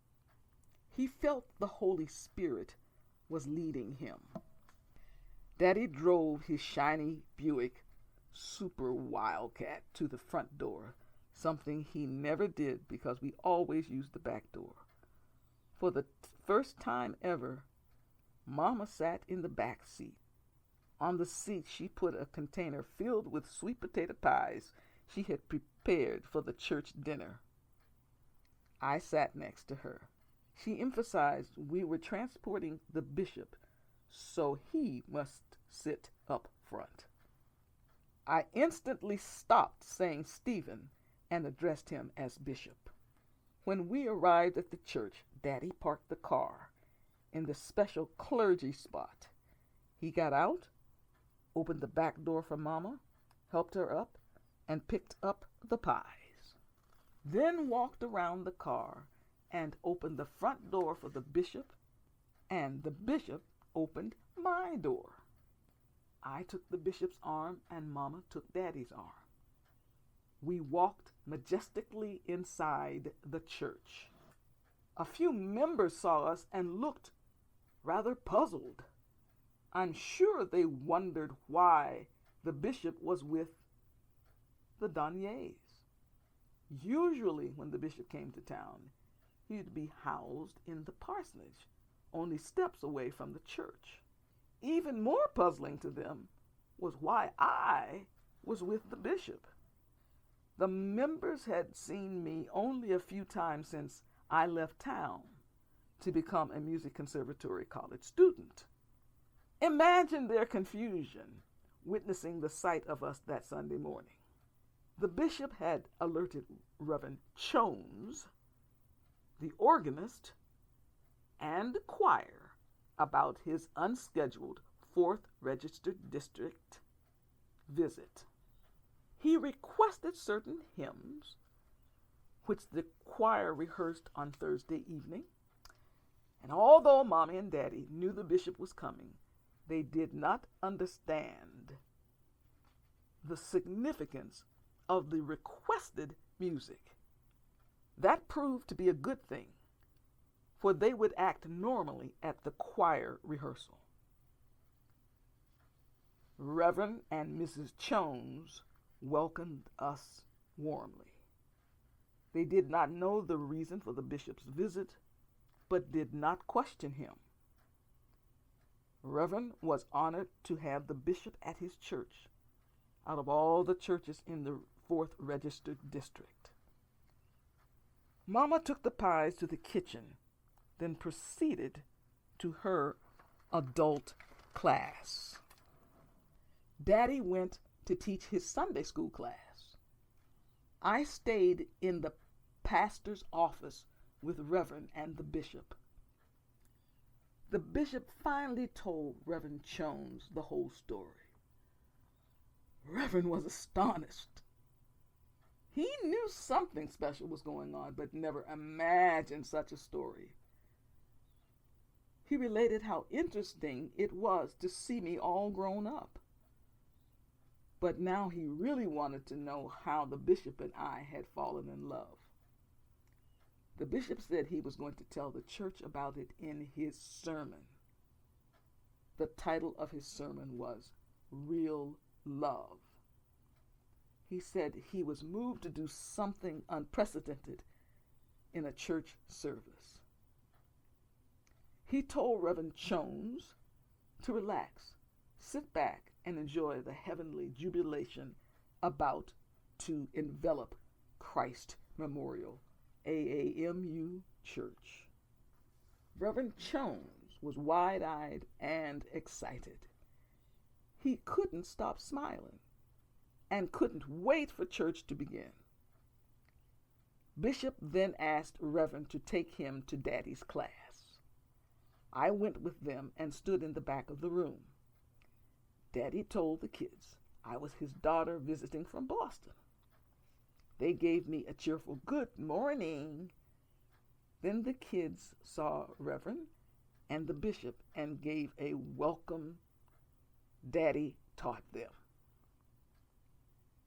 Reverend introduced the bishop and the kids stood up to acknowledge his presence. They knew he was the most high-ranking man in the AAMU church and treated him like royalty. Time seemed to pass rapidly, so Daddy dismissed the class and went to the choir room to put on his robe. Mama joined him there. I walked back to the office with the bishop and Reverend Jones. People were whispering, "That's Bishop Scottsdale and Johanna LanYe with Reverend Jones." They thought I was going to sing and the bishop would preach. That made sense to them. So they went with their conclusion. Reverend Jones asked the head usher to escort me to the far right side of the front row near the piano. The choral processional was "We're Marching to Zion." The electronic organ reverberated as it harmonized with the choir. Reverend Jones and the bishop followed the choir to the pulpit. It was an impressive entrance. Reverend Jones gave the call to worship. The choir sang the introit, "The Lord is in his holy temple. Let all the earth keep silence before him." Next came the invocation and choral response. "Let the words of my mouth and the meditations of my heart be acceptable in thy sight. Wilt thou teach me to serve thee? Wilt thou teach me how to pray?" The congregation and choir then sang the Lord's Prayer. How well I remembered the order of service in the AAMU church, in spite of the many denominations I had experienced by being soprano soloist. The morning hymn was "Praise Him, Praise Him." The service continued as prescribed. Bishop glanced at me and smiled. I smiled back warmly. Finally, the time had come for Reverend Jones to introduce the preacher for that Sunday. He gave a rousing introduction and an exuberant welcome to the Most Reverend Stephen Gilbert Scottsdale, our esteemed bishop in the African American Methodist Union Church. The congregation stood up and applauded. Excitement was in the air. The bishop stood and walked to the pulpit lectern and asked the congregation to please be seated. Naturally, he was wearing his robe and was a tall, stately, handsome figure who commanded attention and overwhelming respect. The service progressed as follows. Bishop: "Good morning, Christ Memorial."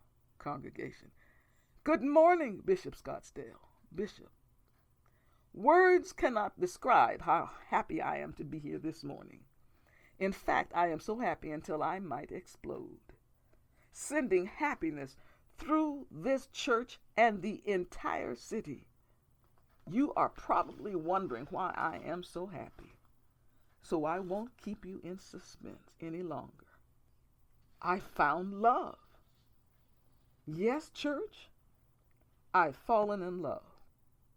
Now, I'll put a bookmark there because the subject of my sermon is real love.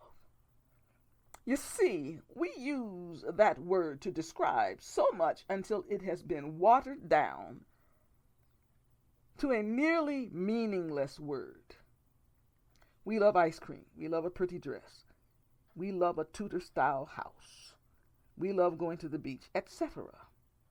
So what exactly is this word, love? What does love mean? The dictionary says passionate and tender devotion, enchantment, sentiment, adoration, a deep, enduring, abiding interest, enamored, charmed, hold dear, attached to, attracted to cherish. That's powerful stuff. We all want love, and we all need love. Why then is it so hard to understand? Could it be because the English language is limited? It puts all these sentiments out there, and we cannot choose or differentiate between or among them. Are we handicapped? Well, not really, because we do have the word like. Now, substitute like for love. I like ice cream. I like that pretty dress. I like English Tudor-style houses. I like going to the beach. The word like frees us from the passion and emotion of the word love. I like him. He's a nice guy. We all want to be liked, but we yearn for love.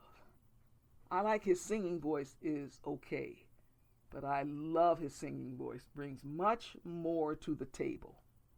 Biblically speaking, in 1 Corinthians, the English Standard Version, so now faith, hope, and love abide, these three, but the greatest of these is love. The New Living Translation, three things will last forever: faith, hope, and love, and the greatest of these is love. The New King James Version, and now abide faith, hope, love, these three, but the greatest of these is love. Without love, there would have been no redemption for humankind.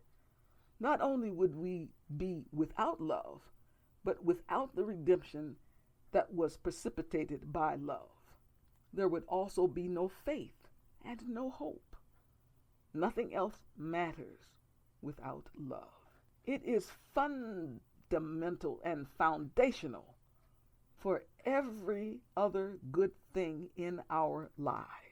And yes, church, there are also some steamy love passages written in the Bible. Song of Solomon, let him kiss me with the kisses of his mouth, for your love is more delightful than wine. Song of Solomon, more, my lover is mine and I am his. Many waters cannot quench love, rivers cannot wash it away. If one were to give all with the wealth of his house for love, it would be utterly scorned. In more familiar passages include Matthew. Jesus said to him, you shall love the Lord your God with all your heart, with all your soul, with all your mind. This is the first and great commandment, and the second is like it. You shall love your neighbor as yourself. In John, whoever does not love does not know God, because God is love. Corinthians, love is patient, love is kind. It does not envy, it does not boast. It is not proud, it is not rude, it is not self-seeking, it is not easily angered. It keeps no record of wrongs. Love does not delight in evil, but rejoices with the truth. It always protects, always trusts, always hopes, always perseveres. Love never fails. The Apostle Paul noted that it is wise for people to marry to fulfill their godly desire for types of love: philia, storge, and agape. Church, wow, this is a lot of information about this four-letter word, love. No wonder we are so confused. Nevertheless, we must walk in love and act in love, or lovingly. We have used this word too long in murkiness. You've heard sermons before about love. However, folks, sit in the pews too frightened and to really deal with love. It is easy to listen, then let the preacher's words go in one ear and out the other. That is why this church is about to really get involved with love. You are going to experience love up close and personal. I came to Christ Memorial AAMU Church to commune with you on a highly personal and inclusive basis. I'm tired of folks sitting and evaluating a sermon, but returning to their old ways as soon as church is out. Finding love is about finding God, goodness, kindness, caring, and nurturing. I'm tired of folks pretending to love God when they really love power and control. We have to reach down deep and ask if we are going about our daily lives in at least a loving fashion. The golden rule is based on love. Are we able to live this basic and simple love? Does love power your reason for being? Or as the French say, raison d'être? Church, when we marry someone, we make a vow to love and cherish that person. We enter into a new realm of uniting into one. That bond is as serious a thing as the earth has to offer. You don't say I do and then run off with whomever else you see whenever you please. Too often people marry for all the wrong reasons. It is the expected and traditional thing to do.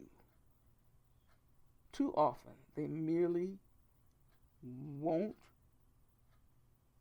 and they want to be married, or they won't or want to get away from home. Sometimes they want their partner's money, and it is not always the woman, as some think. Good-for-nothing males prey on women for their money with great frequency, he emphasized. Sometimes males just want a maid, cook, or sex slave. Sometimes women just want a big wedding and have not thought about the future consequences. None of this is based on love. Today I want to strengthen the true love of each married couple present in the church. In Ephesians, husbands, love your wives, just as Christ loved the church and gave himself up for her. Further in Ephesians, however, each one of you also must love his wife as he loves himself. And the wife must respect her husband. He turned around, looked at the choir, and asked my parents, Odyssey and Jonas LanYe, to please come to the altar. My parents got up and went down to the altar. He told the church my father had experienced a spiritual conversion which permitted him to know true love. He said my parents were more in love now than ever. He said my father prized my mother in the most holiest of ways, stemming from God's love. He told the church they were looking at a couple of lovebirds. They blushed. He asked them if they would lend all other married couples their feelings and lead them in a special call to the altar. Such a feeling rushed through the church. They were happy to do so and went into the congregation, encouraging couples to go to the altar. No one knew what the bishop was about to do. Quietly, couples started coming to the altar. Even Reverend and Mrs. Jones joined the couples. Soon the entire altar was full. There was quite a spillover into the aisles and the closest pews. My parents returned to the front of the altar. The bishop then asked each couple to embrace, look at each other, and audibly express how much they loved each other. As they began, some wept with joy. The remaining congregation was likewise moved. My parents were holding each other. Mommy placed her head on Daddy's chest. I whimpered a bit. The bishop then told them the big news. They were all about to renew their vows together.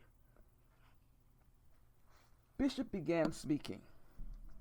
Dearly beloved, we are gathered together here in the sight of God and in the presence of those witnesses to renew the marriage vows for these married couples. He asked them to face each other holding hands. To the woman, wilt thou continue to have this man as your wedded husband, to live together after God's ordinance in the holy state of matrimony? Wilt thou love, comfort, honor, and keep him in sickness and in health, and forsaking all others, keep thee only unto him, so long as you both shall live? The women answered, I will. To the men, wilt thou continue to love this woman, to be thy wedded wife, to live together after God's ordinance in the holy state of matrimony? Wilt thou love, honor, and keep her in sickness and in health, and forsaking all others, keep thee only unto her, as long as you both shall live? The men answered, I will. Let us pray. O eternal God, creator and preserver of all humankind, giver of all spiritual grace, the author of everlasting life, send thy blessing upon these thy servants, these men and women whom we bless in thy name, that these persons may surely perform and keep the vow and covenant between them, and may even remain in perfect love and peace together. May God bless, preserve, and keep you, and fill you with all spiritual benediction and grace, that you may continue to live together in this life, and that in the world to come you may have everlasting life. Amen. I now pronounce you fortified married couples. Please kiss your spouse. The choir began singing that wonderful Charles Wesley hymn, Love Divine, All Love Excelling. The couples went back to their seats looking starry-eyed. Bishop finally told the church why he was so much in love. He came down from the pulpit, walked over to me, and took my hand. He told the church we were engaged, and that 1 year from now we would be wed. The congregation was startled. You could hear oohs, ahs, and a few saying, "What?" He pointed out how love finds us no matter where we hide. He continued by telling them he had lived in a state of guilt after the tragic loss of his wife some years ago. He had withdrawn from his personal life as he threw himself into helping and guiding others. He focused primarily on his duties as the bishop and chairman of the board of the NAABA. He thought this world takes away his pain and his personal needs, but it hadn't. He met each day as best he could. Years had passed and he was unable to feel for anyone until last Sunday when Johanna sang at the NABBA banquet. The sound of her beautiful voice enchanted him. Something came over him and he knew it was love. Nevertheless, again he found himself in another kind of predicament. A bishop in love with a young woman who had been one of his teenage Sunday school youths and his designated soprano soloist for his 4th registered district a few years ago. He told them he was mightily flustered until he talked to God and got the clearance. Listening to God enabled him to come to grips with loving this young woman. He said when they exchanged glances at the banquet, his heart almost jumped out of his body. He got so excited until he felt faint. He didn't really sleep that night because he thought about her over and over. He feared the reaction of people concerning our age difference. However, once they were together, that angst disappeared. He asked the church to accept and bless their love. The reason he had come to Youngstown was to formally ask Johanna's parents for her hand in marriage. Clapping his hands, he announced they gave him permission to marry her. Then he said humorously, soon Mr. and Mrs. LanYe will have to put up with him as their son-in-law. The congregation laughed. In closing, he said, this Sunday will be with him forever. I then spoke to the church. I told them I left there a few years ago a girl, but returned a woman. I continued by telling them all my successes put together as an operatic soprano could not compete with the love I have for the bishop. I left him more than words can express. He has always been the man for me against all odds. I then smiled, looked at him, touched his face, and said in a mischievous tone of voice, he's my pumpkin. And the bishop responded, and she's my cupcake. A chorus of ooh, aww emanated from the congregation.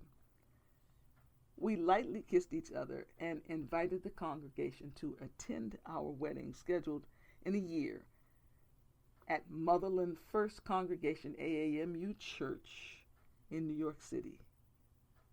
Because it is a wedding of a bishop, he is required to wed in that church, the first AAMU church in this country. Chief Bishop William Ramon Wells will officiate. Bishop returned to the pulpit and sat down. I returned to my seat. Reverend Jones took over and said he had never experienced such a moving service in all his life. He realized Christ Memorial was blessed to have had Johanna grow up in the church, and equally blessed to be under the watch of such an outstanding bishop. He said, romance is in the air, and God's love is mingling amongst us. We will never be the same, thanks to Bishop Scottsdale. The ushers came forth for the offering as the choir sang the hymn, Love Lifted Me, followed by the doxology. Reverend Jones blessed the offering and then invited everyone to stay for the official annual church spring dinner. He stated there was food for everyone and humorously added, not to fight over Mrs. LanYe's sweet potato pie, for that is not Christian behavior. The congregation laughed. But I'll tell you something. Some members left to be first in line so as to make sure they got a piece of Mama's pie. He gave the benediction and the choir sang, The Lord bless you and keep you. There was lots of hugging going on after church. Folks came up to me to wish me well. One lady said, my dear, you certainly have a fine man. Another asked how it felt to be with him. I answered, heavenly. Yet another remarked how attractive I had become. I humbly thanked her for the compliment. I was asked by a few about my immediate voice career plans. I told them I would soon return to the music festival of the Berkshires, summer home of the Boston Philharmonic Symphony, to sing with the orchestra. The group surrounded me and expressed how proud they were for me and that Being with the bishop must have changed my life. Bishop was also flooded with questions and comments from parishioners. This time, however, women did not mob him like 2 years ago. Aha! Needless to say, that pleased me tremendously. He came to me, took my hand, and followed the crowd to the dining hall. We were seated. Mommy, Daddy, Reverend and Mrs. Jones joined us.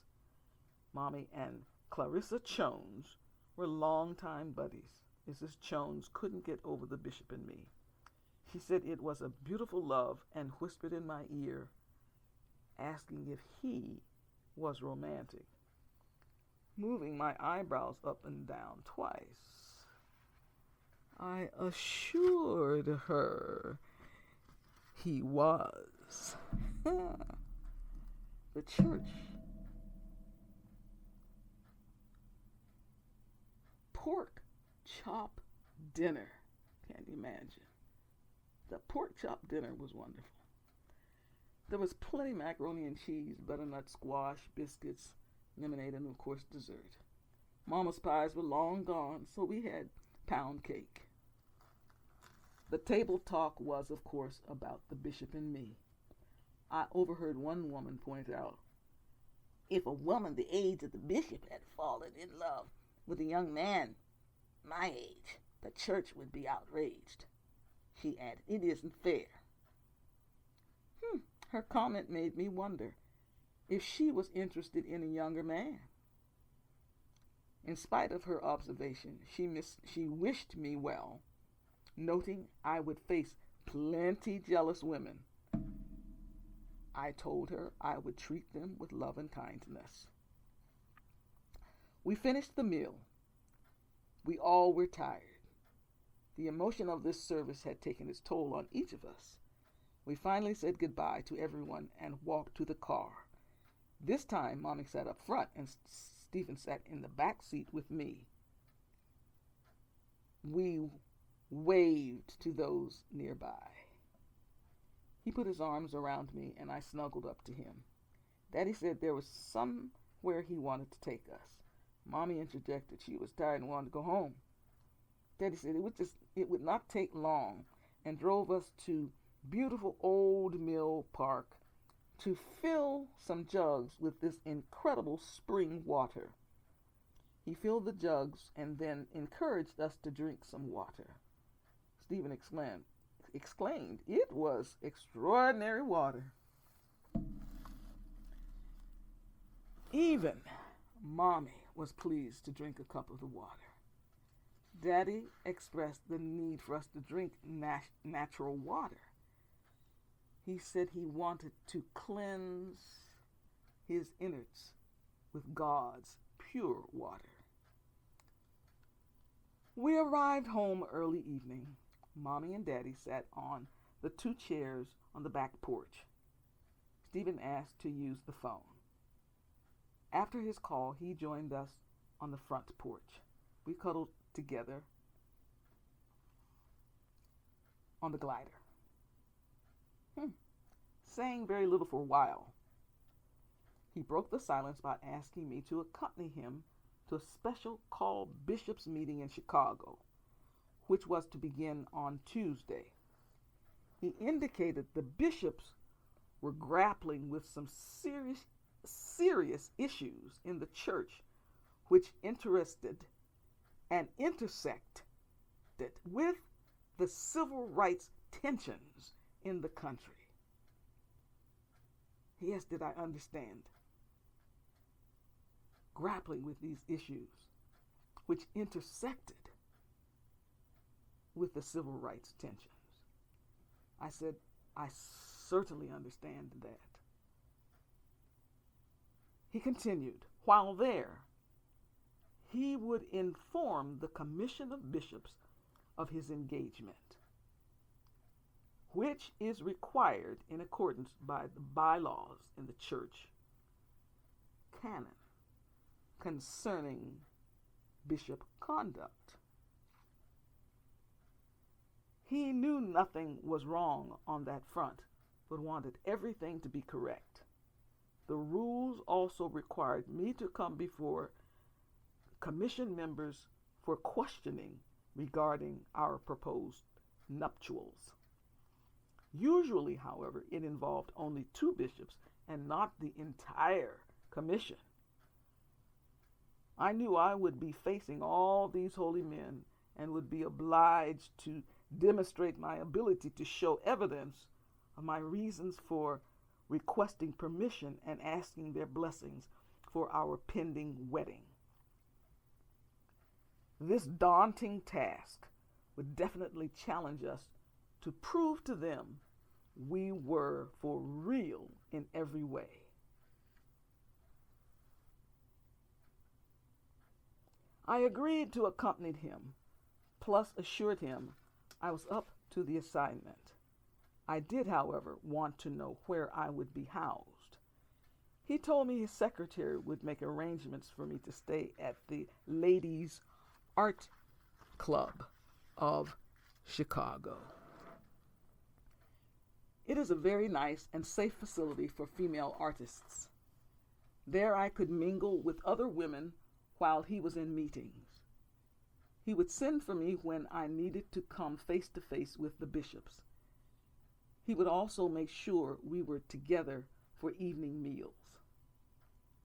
I saw he was extremely tired and suggested he retire for the evening. He thanked me for understanding his fatigue. He kissed me goodnight, went to the back porch, and asked my folks' permission to take me to Chicago. He explained in detail the urgency of the bishops' meeting. While assembled, they could add us to their agenda in order to evaluate our request for marriage.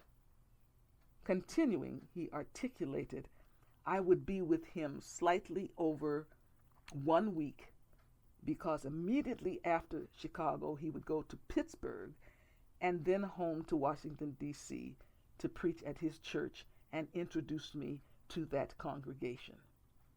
He emphasized it will be quite an exciting journey and interjected my lodging will be carried out properly. My parents were blown away with all the bishop told him, but granted permission for him to take me along.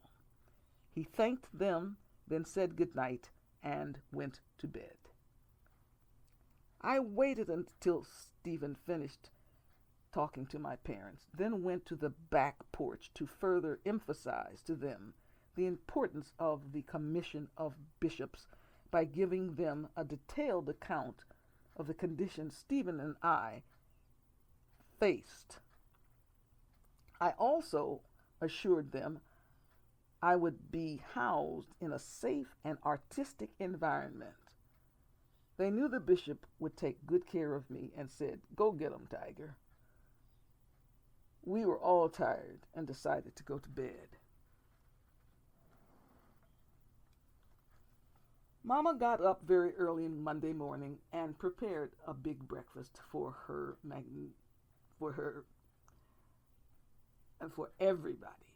For her magnificent pancakes, eggs with onions, fried green tomatoes, fresh brewed coffee, plus orange and grapefruit juice to drink. Although Daddy was off that day, he too got up to help Mommy a little bit. Mostly he was in her way, but she appreciated the gesture anyhow. I got up, organized my clothes, and packed them. When Stephen got up, we were all downstairs talking. He came down about 8:30 a.m. He had slept like a log, but still felt somewhat weary. He informed me that Mr. Witherspoon had arrived in Youngstown Sunday evening and spent the night at the church parsonage with Reverend and Mrs. Jones. He knew them from earlier years as his driver. He would have breakfast with them, then come to my house and pick us up about 10:30 for the 5 to 6 hour trip to Chicago. For some reason, I had not given a thought as to how we were to be transported to Chicago. I just knew Stephen would have the details worked out. All this excitement in the span of 1 week had drained Stephen. He was worn out. He apologized for his lack of energy and explained he would be facing a demanding schedule for the summer. He suffered from being the man everyone turned to in everyday life or during a serious crisis. Even the bishops leaned on him. Because of his position on NABA's board chairman,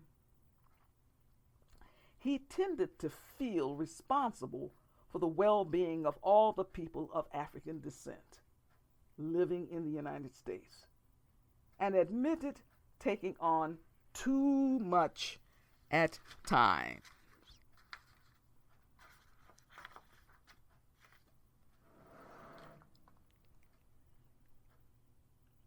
My mother advised him to do things in moderation. She lovingly told him he cannot change or save the world by himself, but he can save or change areas of the world one person at a time because he is an effective leader. She warned, however, he must take care of himself in order to help others. She further reminded him that her daughter was sent to assist him and lighten his load. So please afford her that opportunity, and his burdens will be eased. He knew Mama was a wise woman and assured her he would heed her words. Stephen perked up when he tasted Mama's pancakes. He blurted out, "Goodness gracious, these pancakes are fantastic." Then, tasting the fried green tomatoes, he added, "Oh, Decia, oh my, oh, this is simply unbelievably delicious." When he ate the eggs, he sighed, exclaiming his taste buds were being treated to a rare excursion. Daddy horned in by saying, "That is why he is such a healthy man," pointing to his belly. He really enjoys Mama's cooking. Naturally, I always enjoy her cooking, and added, "Mommy has a special talent for cooking. Too bad I did not inherit any of it. She tried to teach me, but I could not grasp the knack of cooking. I am totally inept, but tremendously appreciative of her outstanding gift, and brag frequently about Mama's fine food." Stephen finished eating just as the doorbell rang. It was Mr. Witherspoon. I opened the door and asked him to come in and meet my parents. After the introductions, Mr. Witherspoon told him he was the first to recognize Cupid's arrow landing on the bishop. He spoke how he watched our eyes lock on each other at the banquet. He thought about his lovely wife, Marlis, while wishing the bishop to find love too. Somehow he realized he might be witnessing that possibility. The bishop seemed blissful, and he had not seen that in him before. Mama asked if he once thought the age difference could be a problem. He answered no, further explaining the tender and loving expressions on our faces far outweighed any age issue. She told him he was a romantic soul and thanked him for being so perceptive. He then suggested we get on the road. We gathered our things, thanked Mommy and Daddy for everything and for being there for us. Hugs ensued. Stephen and I got in the back seat, said goodbye, and were on our way to Chicago. Once on the highway, Stephen began to fade. He was terribly sleepy. I suggested he stretch out on the seat and use me as his pillow. He thought that was a good idea. I asked him to remove his suit coat so as to not get it rumpled. He did so.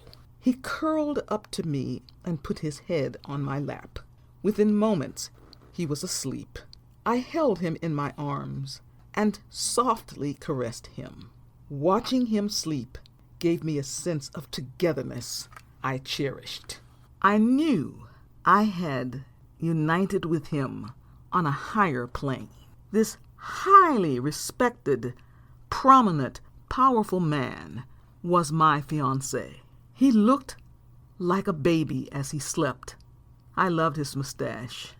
Actually, I loved everything about him. Eventually, I nodded off too. After some time, I faintly heard my name.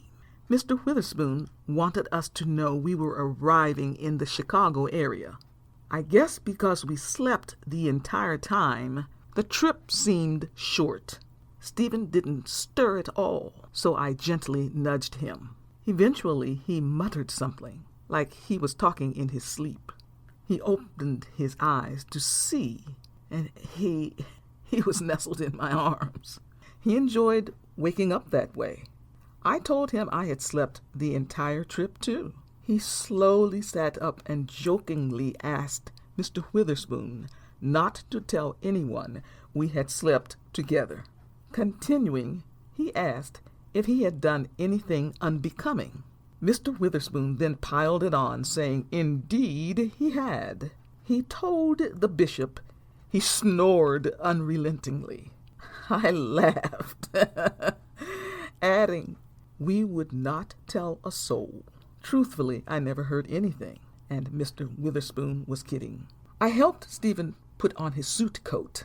Within a few minutes, we were in front of the Ladies' Arts Club of Chicago. Mr. Witherspoon informed me he would call the facility and have me paged concerning my pickup time for tomorrow's dinner. I told Stephen to go straight to bed when he got to his quarters. He promised me he would. However, he shocked me by getting out of the car and walking me to the front door of the building. He had a serious look on his face. Hesitating, he revealed he had called all 4 of his children on Thursday, informing them of our engagement. But they were unhappy with the news. Each of his grown children objected strongly to connecting with such a young woman. They even went so far as to try and shame him, saying he had betrayed the memory of their mother. They were highly insulted. His 2 oldest made the point that he was selfish and no longer cared about them. He tried to reassure them he loved them more than they would ever know and emphasized the fact they were his blood. He poured out his soul to them, begging them to give the engagement a chance and not make judgments before meeting me. He wanted to give them the opportunity to meet me by inviting them to his home on Saturday afternoon, June 3rd. Reluctantly, they agreed to stop by. 2 lived in Baltimore, Maryland, and 2 lived in Northern Virginia. I told him they would probably object to anyone whom he wanted to marry because they can only see him with their mother. Although he was concerned, I felt I was capable of convincing them I am right for him and eventually win them over. He confessed he is in prayer, needing the Almighty to change their hearts. I realized they would challenge me more than anyone else. I had my work cut out for me. However, I planned to use some of the words I had prepared for the bishops to defend my new position in their lives, emphasizing true love and honesty. I knew the Lord would make a way. Stephen ended by telling me he held off with this information because he didn't want to spoil our romantic emotions.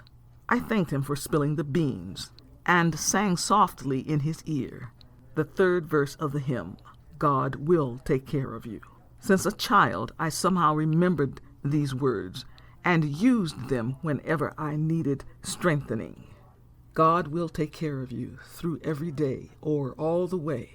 He will take care of you. God will take care of you. Stephen looked into my eyes and said, yes, God will take care of this situation because he put us together in the first place. Then he brought out the fact that he believed me to be a natural preacher, healer, through music. I always seemed to have the right music to inspire him at the right moment. I kissed his cheek and advised him to get a good night's sleep, and I would see him early evening tomorrow. I said goodbye and went inside to register. The next day, I slept until 7:40 a.m. Obviously, all the excitement had gotten to me too. I moved rather slowly, walked down the hall to the restroom, took a shower, and returned to my room. I looked out the window and saw people going about their daily routines. I wondered how God could keep us up with so many people on this earth. Answering with a titter, the Almighty is omnipotent with limitless power. Those thoughts woke me up completely. I dressed and strolled around the impressive building, thinking how wonderful it felt to be housed in a facility for women artists. I thanked God for the blessing of being an artist-musician.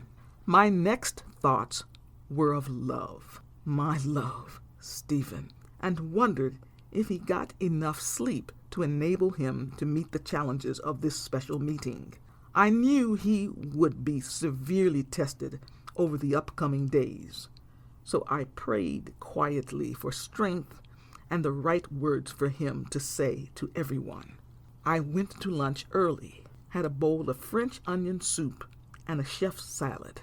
I met some ladies who resided there year-round. They were fascinated with my reason for being there, saying my story was the most unique they had ever heard, stating, moreover, it has the ingredients to be a marvelous movie. I shook my head, no, saying it is just the circumstances of my life at this time. There is no need to broadcast it in the media of any kind. They disagreed, saying my situation has the ring of a prince and princess fairy tale. That cracked me up, so I told them I'd send them a script. I went to the sitting room and read the newspaper.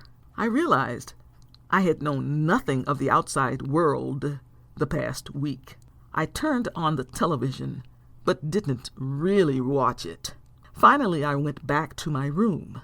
Because I was accustomed to the Eastern time zone, Chicago Central Time jarred my inner clock.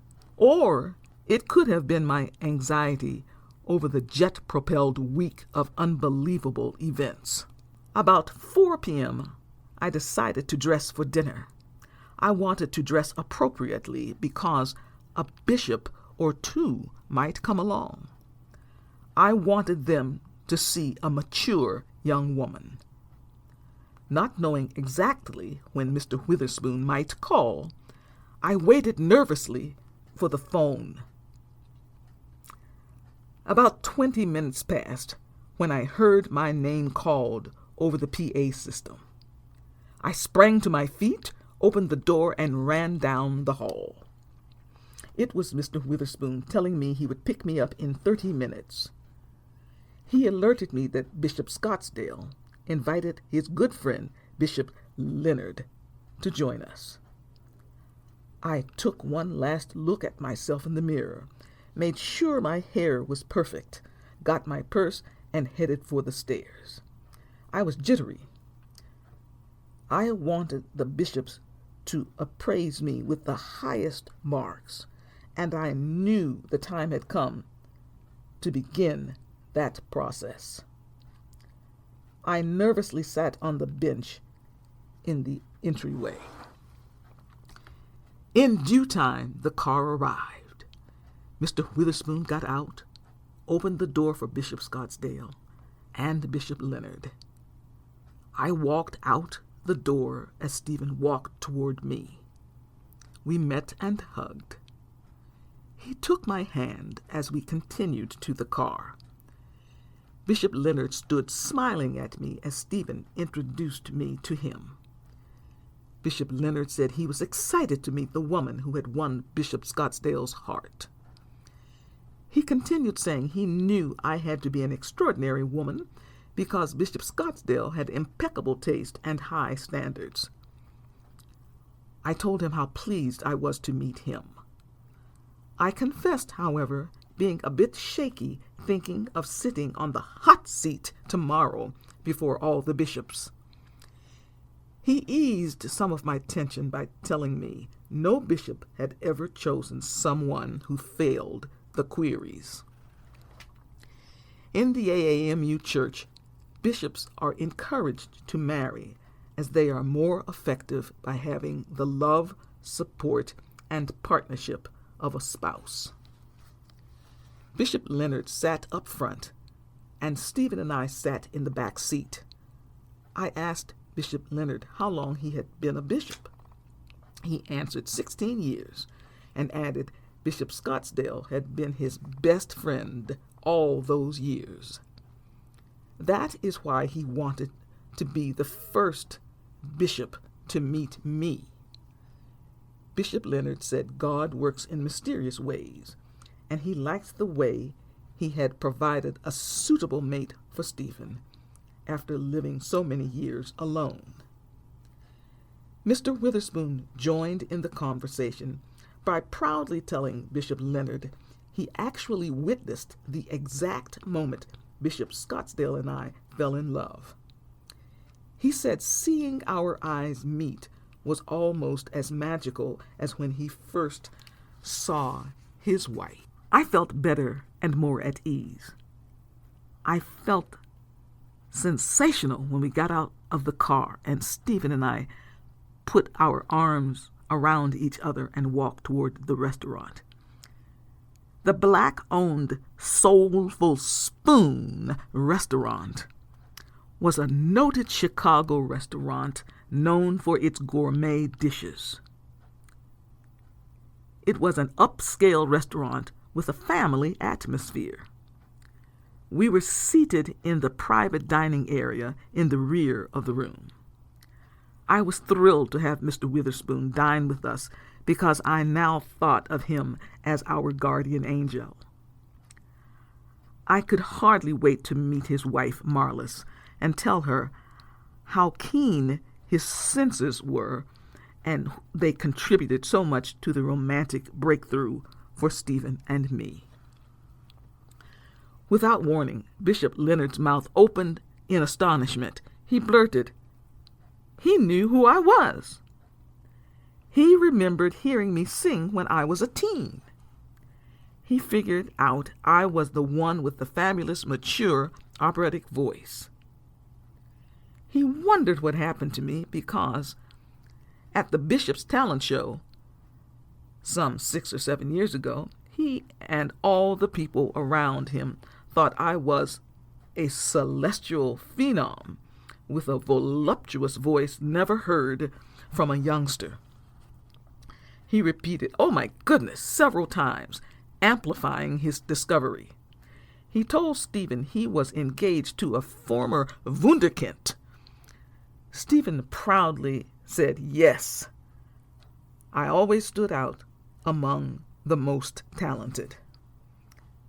He added I was a child music prodigy who still is amazing audiences with her magnificent voice and unbelievable pianistic skills.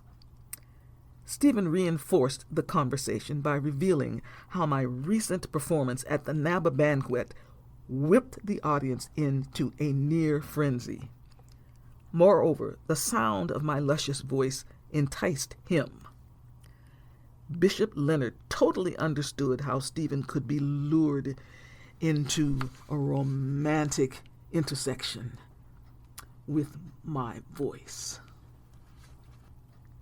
He patted Stephen on the back, saying he had no other choice but to fall in love with me. Stephen agreed and added, I was better than the finest wine and a Stradivarius violin put together. Needless to say, I was embarrassed by all this attention. I told Bishop Leonard I was blessed to have such musical gifts and even more blessed to have Stephen's love. Bishop Leonard then told us he had taken the liberty to pre-order the roast duck dinner for everyone to celebrate our engagement. He noted the chef at this restaurant is famous for duck. The pre-order allowed us to be served expeditiously. The succulent gourmet meal lived up to its billing. It was cooked to perfection. I savored the flavor of duck, as it was my first time indulging in such a delicacy.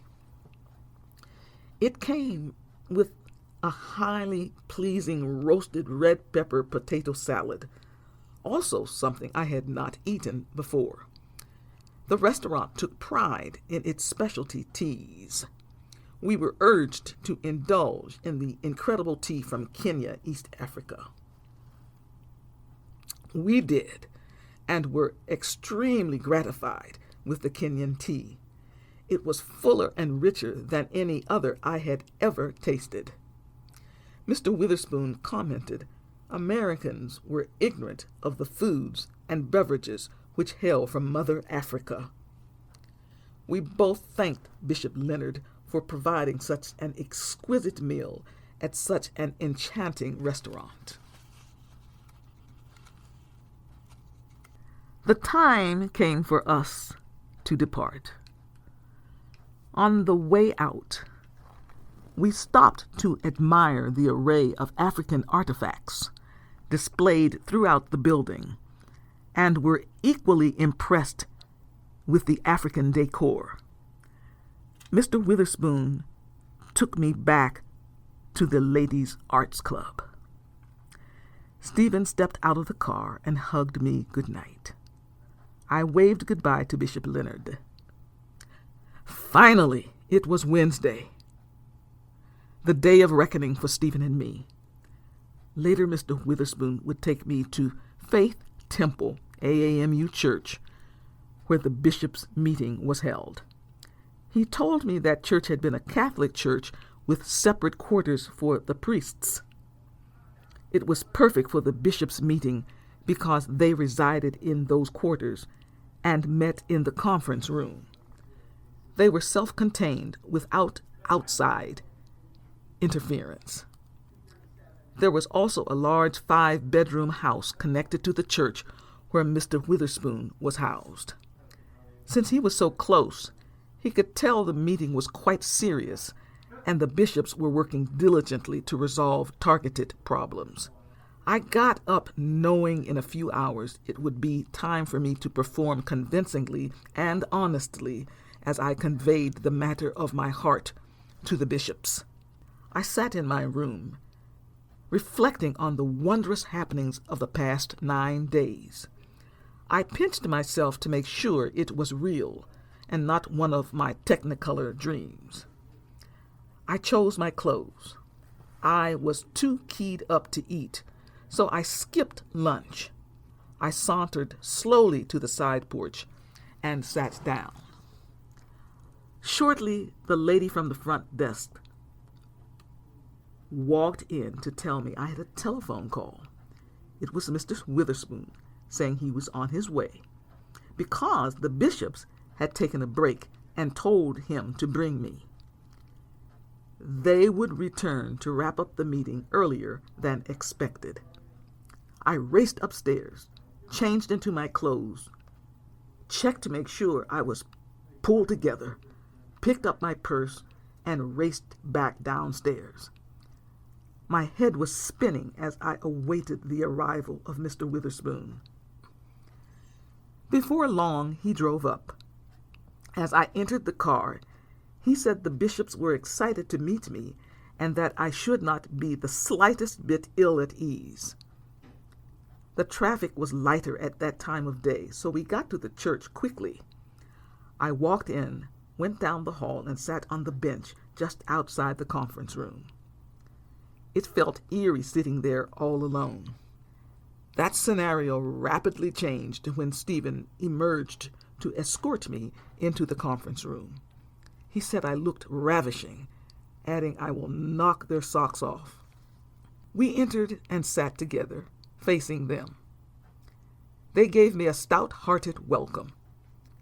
Chief Bishop Wells began the queries by asking us how we knew each other. We took turns telling the story of my being Bishop Scottsdale's soprano soloist for his 4th registered district music events when I was a teenager. Another bishop asked if I felt romantic towards Bishop Scottsdale in those days. I answered, I had a mild crush on the bishop. Bishop Leonard asked Stephen if he had any feelings for me during that time period. Stephen answered no, emphatically, adding, I was one of his Sunday school youths.